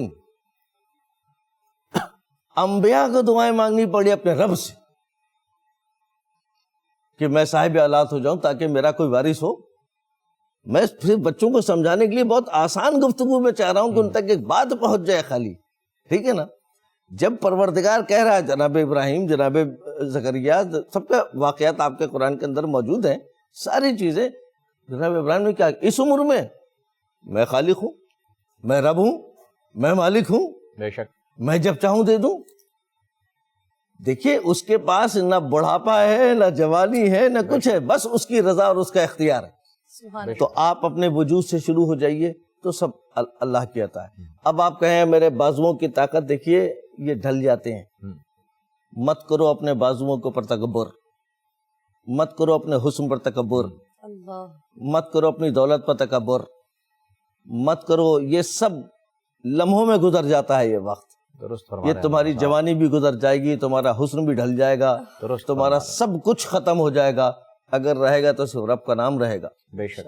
تو اس سے پیار کرو گے. اگر اپنی اکاؤنٹیبلٹی کے لیے سب سے اہم بات یہ ہے کہ آپ روزانہ رات میں سوئیں اور سونے سے پہلے دن بھر سب سے باتیں کرتے ہیں, آپ کرتے رہیے. 10 منٹ اپنے آپ سے باتیں کریں. ہاں, رب مل جائے گا. ہے آپ کے پاس وقت اپنے آپ کو دینے کے لیے؟ سب کے لیے تو سارے وقت دیتے ہیں آپ, اپنے لیے اگر آپ کے پاس وقت ہے تو 10 منٹ دے دیجئے. اور جب بستر پر جائیے تو پہلا تصور یہ کیجئے کہ اگر صبح میری آنکھ نہ کھلی, اللہ, اگر میری یہ زندگی کی آخری رات ہوئی تو اللہ, اگر صبح کا سورج میری زندگی نہ لایا تو بس یہیں رک جائیے یہاں کے اوپر کہ صبح کا سورج اگر میری زندگی نہ لایا تو میں کیا کروں گا، میں نے کیا کچھ کیا. میں نے کہا کہ ابھی وہ حقوق اللہ تو ممکن ہے خدا رب کریم ہے معاف کر سکتا ہے اور کر دے گا، وہ ایک الگ موضوع ہے، لیکن آپ اپنے حقوق العباد کو سوچیں کہ سو رہے ہیں، آپ نے سوچا کل دے دوں گا، یہ کل کس نے دی کہ آج اس کا حق کیوں نہیں دیا؟ کوئی گارنٹی نہیں ہے جی کل کے. علامہ صاحب بہت ہی خوبصورت فرما رہے ہیں، اگلے لمحے کی اگلی سانس کی گارنٹی نہیں، سانس کی گارنٹی نہیں. تو آپ آج ہی فیصلے کریں اپنے حقوق کے بارے میں، جو فیصلہ کرنا ہے وہ آج کر لیں. نہیں معلوم کہ صبح کا سورج تمہارا زندگی لائے گا یا نہیں لائے گا. مولا کائنات نے فرمایا ایک جگہ پر بڑا خوبصورت کہ اپنی ہر نماز کو زندگی کی آخری نماز سمجھ کے پڑھو. بے شک بے شک. نہیں پتا کہ تمہیں دوسری نماز کی مولت فرصت ملے گی یا نہیں ملے گی. بالکل سانسیں ملیں گی نہیں ملیں گی کچھ نہیں پتا علامہ صاحب. اور وہ کہتے ہیں نا کہ ایک مثال مشہور ہے، کل کرے سو آج کر، آج کرے سو اب. تو اسی پر عمل کرتے ہوئے ہمیں آگے بڑھنا ہوگا. اور بڑی خوبصورت بات علامہ صاحب نے کہی کہ جوانوں کے اوپر جو ہے وہ غرور نہیں کرنا چاہیے. تو کہتے ہیں آج جوانی پر اترانے والے کل پچھتائے گا، چڑھتا سورج دھیرے دھیرے ڈھلتا ہے ڈھل جائے گا. آصف صاحب آپ کی جو انہوں نے بات کی نا علامہ صاحب نے، وہ بڑی خوبصورت بات کی کہ انسان کی آپ وحدانیت کی ماشاءاللہ سے جب سے آپ نے نشست کا آغاز کیا ہے، وحدانیت سے بات کا آغاز کیا ہے، تو ہمیں اپنی اکاؤنٹیبلٹی کے ساتھ ایک چیز ہے جو میں سوچتی ہوں کہ ایسا ہوتا ہے، علامہ صاحب تمام مفتیان کرام یہاں پہ بیٹھے ہوئے اسے کریکٹ کریں گے کہ انسان کا ضمیر زندہ ہوتا ہے. سب سے بڑی وحدانیت کا یہ ہوتا ہے کہ آپ کو معلوم ہوتا ہے کہ اللہ رب ذوالجلال آپ کے پاس ہے، آپ کے ساتھ ہے، کہ وہ تمام اعمال، وہ تمام چیزیں جو دنیا کو نہیں پتہ چل رہی ہوتی ہیں آپ کسی طریقے سے پردے کے اندر ڈال لیتے ہیں. لیکن کتنا بھی بدکار شخص ہو، کتنا بھی گنہگار ہوں میں، کتنی بھی گناہ گار ہوں میں، کتنی بھی بدکار ہوں، لیکن مجھے پتا ہے کہ میں کیا غلط کر رہی ہوں. تو یہ بھی اللہ رب ذوالجلال کی بہت بڑی نعمت ہے کہ ہمیں تقریباً کم از کم احساس تو ہوتا ہے، ہمیں پتہ تو ہوتا ہے. ایک جملے کہ میں اضافہ کر دوں تھوڑا. بالکل دیکھیں اللہ تعالیٰ نے یہ جو عقل عطا کی نا، جو ہادیان کی ڈیفینیشن ہے اس میں ایک جو ہے نا عقل خود ایک ہادی ہے. درست. اللہ ہدایت کرتی ہے. اول ما خلق اللہ العقل، جی سب سے پہلی چیز جو اللہ نے پیدا کی عقل، وہ عقل ہے. اور عقل جو ہے وہ دی ہی اللہ نے اس لیے ہے کہ تم کو ممیز کر سکے، امتیاز کر سکے. ٹھیک ہے نا. ان تتقوا اللہ یجعل لکم فرقانا، تم تقوی اختیار کر لو تاکہ اللہ تم کو فرقان عطا کر دے. اللہ سبحان اللہ. اور فرقان کیا ہے؟ کہ تم کو تمیز دے دے گا حق اور باطل میں. بے شک بے شک. تم کو سیاہ اور سفید میں تمیز دے دے گا. بے شک. اس رب سے وہ تمیز مانگ لو، بے شک. وہ شعور مانگ لو، وہ بصارت بصیرت مانگ لو. تم فیصلہ کرنے کے لیے جب چلو گے تو اپنے آپ کے اندر ایک فیصلہ کر پاؤ گے، لیکن اس کی بنیاد تمہارے اندر تقویٰ ہونا چاہیے. بے شک. تاکہ تم جو فیصلہ کرو وہ کسی اور وجہ سے نہ کرنا، ذات پات نسل مذہب رنگ نسل نہ. اگر تم نے اس کو بیچ میں لایا تو تقویٰ نہیں ہے. تقویٰ نہیں ہے جی بالکل. اور آصف صاحب آپ کی جانب میں سوال یہ لے کر آنے والا تھا مفتی صاحب کہ توبہ ہم کرتے ہیں اور ہمیں نہیں پتہ توبہ قبول ہو رہی ہے یا نہیں. وہ کون سی کیفیت آتی ہے ہمارے اوپر، آنسو نکل آتے ہیں آنکھوں سے زاروں قطار، ہمیں پتہ نہیں ہوتا کہ توبہ قبول ہو رہی ہے یا نہیں. کون سا ایسا عمل ہے جس کے بارے میں جو روایتوں میں ملتا ہے، حدیث میں آیا ہے، کلام پاک میں اللہ تعالیٰ نے بتایا ہے کہ ایسے توبہ کرو تو میں قبول کروں؟ میں چاہوں گا کہ آج وہ آپ ہمیں بتائیں. سب سے پہلے تو یہ چیز ہے کہ بندہ مومن جب توبہ کرے تو اسے اس بات کا یقین کامل ہونا چاہیے کہ میں اس بارگاہ میں توبہ کر رہا ہوں جو نحن اقرب الیہ من حبل الورید، میری شہرک سے زیادہ قریب ہے، جو کریم پروردگار ہے، جو خود فرما رہا ہے اپنی طرف بلانے کے لیے. الم یأن للذین آمنوا ان تخشع قلوبہم لذکر اللہ، کیا ایمان والوں پر وہ وقت نہیں آیا کہ ان کے دل اللہ کی یاد میں جھک جائیں؟ کیا انسان اپنی حقیقت کو نہیں سمجھتا کہ وہ کچھ نہیں تھا؟ هل اتى على الانسان حين من الدهر لم يكن شيئا مذكورا، کہ اس کی حقیقت یہ کہ وہ تو کچھ بھی نہیں تھا کہ وہ ذکر کیا جائے. تجھے عدم سے وجود میں لے کر آیا، ایک ناپاک قطرے سے تجھے اشرف المخلوق ہونے کا شرف اس نے بخشا، پھر اپنی محبت کو تیرے اندر ودیت فرمایا، تجھے اپنی محبت اپنا قرب عطا فرمایا. اصل یہ ہے کہ رب ہم سے دور نہیں ہے، ہم اپنے رب سے دور ہیں. رب تو ہمارے قریب ہے. اور سرکار دو عالم صلی اللہ علیہ وسلم کی سیرت طیبہ اور صالحین کی سیرت اگر دیکھیں، ایک شخص آیا حضور علیہ الصلوۃ والسلام کی بارگاہ میں, اس نے عرض کیا کہ یا رسول اللہ روزے محشر میرا حساب کون لے گا؟ تو حضور نے فرمایا کیوں؟ کہا یا رسول اللہ کون حساب لے گا؟ کہا تیرا رب حساب لے گا. کہا یا رسول اللہ یہ بات یہ میرا رب حساب لے گا مجھ سے؟ فرمایا جی تیرا رب حساب لے گا تجھ سے. پھر اس نے کہا یا رسول اللہ میں بخشا گیا, یہ میں بخشا گیا. تو حضور نے پوچھا تو کیسے بخشا گیا جبکہ سرکار تو سب جانتے ہیں, صحابہ بیٹھے. کہا یا رسول اللہ جب کریم کسی پر قابو پا لیتا ہے تو صفت کریمی ہے کہ وہ معاف کر دیتا ہے, تو جب میرا رب مجھ سے حساب لے گا تو وہ تو کریم ہے, تو میں بخشا گیا. وہ یہ بولتے ہوئے چلا گیا تو سرکار دو عالم علیہ الصلوۃ والسلام نے صحابہ کی طرف متوجہ فرمایا کسی نے جنتی کو دیکھنا ہے تو اس شخص کو دیکھ لے. کہا یا رسول اللہ کیسے؟ کہا اس نے اپنے رب کو پہچان لیا کہ میرا رب کریم ہے. تو جب ہم توبہ کریں, جو آپ کا سوال ہے, یا دعا کریں آج کی شب میں یا ایک شب یا لیلۃ الجائزہ یا چاند رات یا عید کا دن جو ہمیں ملے گا, جو ہمیں یہ یقین ہونا چاہیے کہ جس پروردگار کی بارگاہ میں رجوع کر رہا ہوں وہ میری توبہ قبول فرمائے گا اپنے فضل سے, میرے عمل سے نہیں. میں رو رو کے سمندر بھی بہا دوں تو کچھ بھی نہیں ہونے والا, وہ اپنے فضل سے میری توبہ کو قبول کرے گا, کیونکہ اس کے حبیب کریم صلی اللہ علیہ وسلم کا ارشاد ہے کہ گناہوں سے توبہ کرنے والا ایسا ہے کہ گویا اس نے گناہ کیا ہی نہیں. مگر اب جب آپ نے توبہ کی, قبولیت کی مہر بارگاہ رسالت سے آپ نے لگا لی, اب آپ پر ایک ذمہ داری, ہم پر ایک ذمہ داری عائد ہوتی ہے کہ جس گناہ سے, جس برائی سے اگر ہمارے اندر جو خصلت ہے, جیسے علامہ صاحب کہہ رہے ہیں نا, تو اس کو کہتے ہیں محاسبہ. اور اگر آپ تصوف میں جائے, محاسبہ, مراقبہ, تصفیہ, مجاہدہ, انہی چیزوں کا نام ہے کہ انسان اپنی حقیقت کو سمجھے. جب اپنی حقیقت کو انسان سمجھتا ہے تو اپنی حقیقت نہیں سمجھتا, در حقیقت خالق کی ذات کو پا لیتا ہے. تو ہمیں یہ یقین ہونا چاہیے کہ ہم توبہ کر رہے ہیں, ہمارا رب قبول کرے گا, اور اس کے ساتھ ساتھ آئندہ وہ برا کام جس سے آپ توبہ کر رہے ہیں نہ کرنے کا پختہ عزم و ارادہ ہونا چاہیے.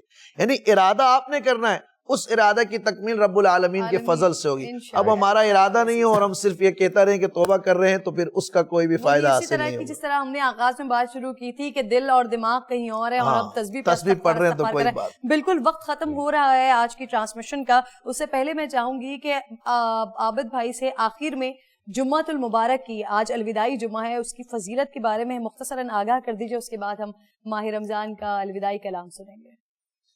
سبحان اللہ عز و جل. ایک تو سپریم کورٹ آف پاکستان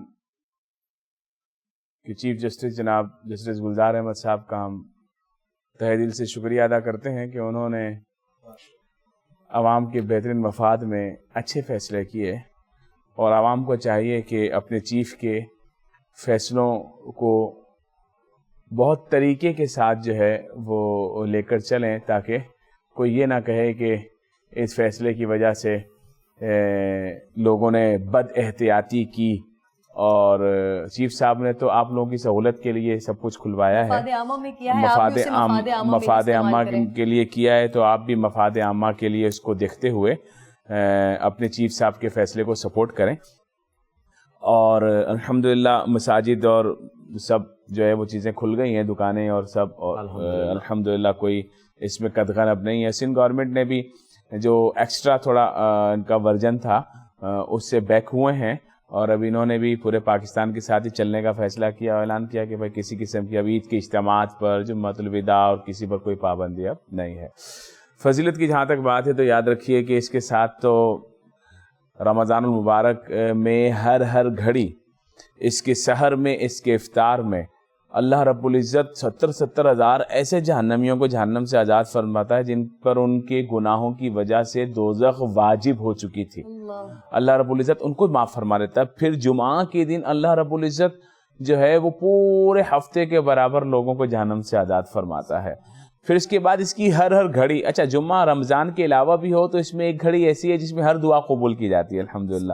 تو رمضان المبارک کا جمعہ ہے, اس میں دعائیں بہت قبول ہوتی ہیں.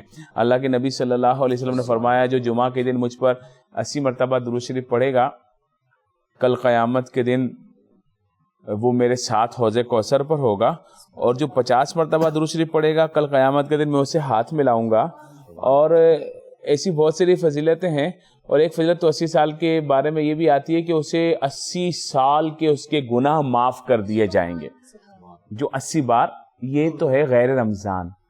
اور جو رمضان میں ایک بار درود شریف پڑھتا ہے تو دیگر نیکیوں کے مقابلے میں اسے 1,00,000 گنا زیادہ ثواب دیا جاتا ہے. تو 80 مرتبہ درود شریف کا مطلب یہ ہے کہ آپ نے جو ہے نا 80 لاکھ درود شریف پڑھے. تو رمضان میں اور دیگر یہ گھڑیاں ہیں، بڑی خوبصورت گھڑیاں ہیں، جانے والی ہیں، تو قدر کر لینی چاہیے.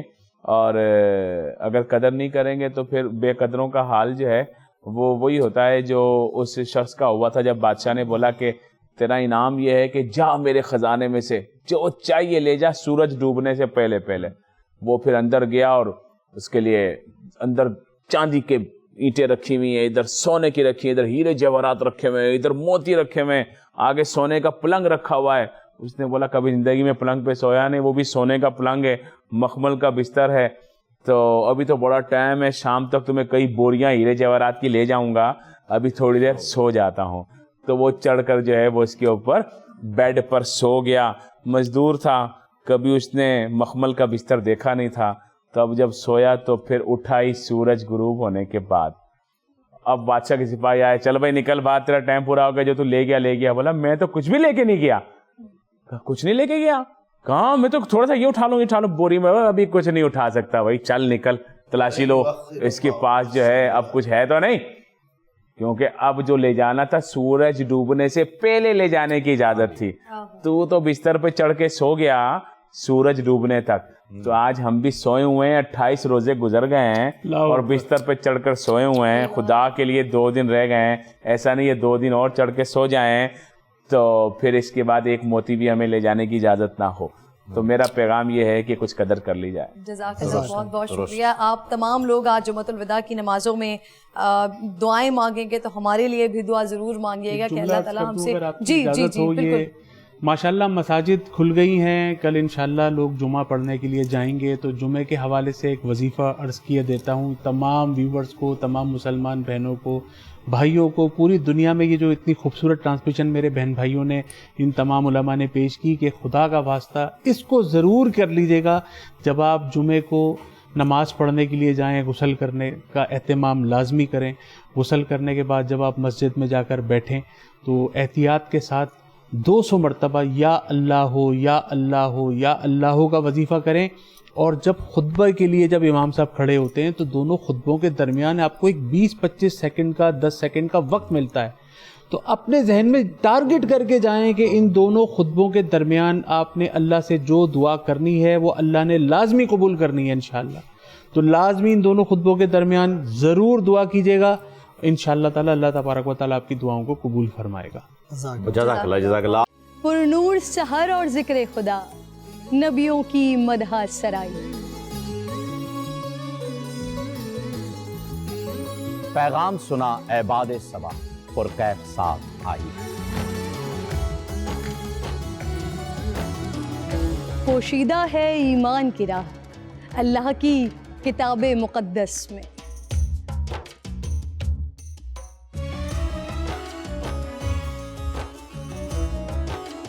بس غور و فکر کا در ہے کھلا، حکمت سے سجی اس محفل میں. ہے لب پہ دعا زدنی علما، روشن ہی رہے یہ سارا جہاں. رم جھم رحمت کی گھٹا، ہر ایک نے ہدایت پائی. نعمت اور برکت سے سجا افطار و سحر کا دسترخوان. ننھے پھولوں نے مل کے کہا آج روزہ کشائی ہے. رمضان المبارک کی خصوصی نشریات رمضان میں بول.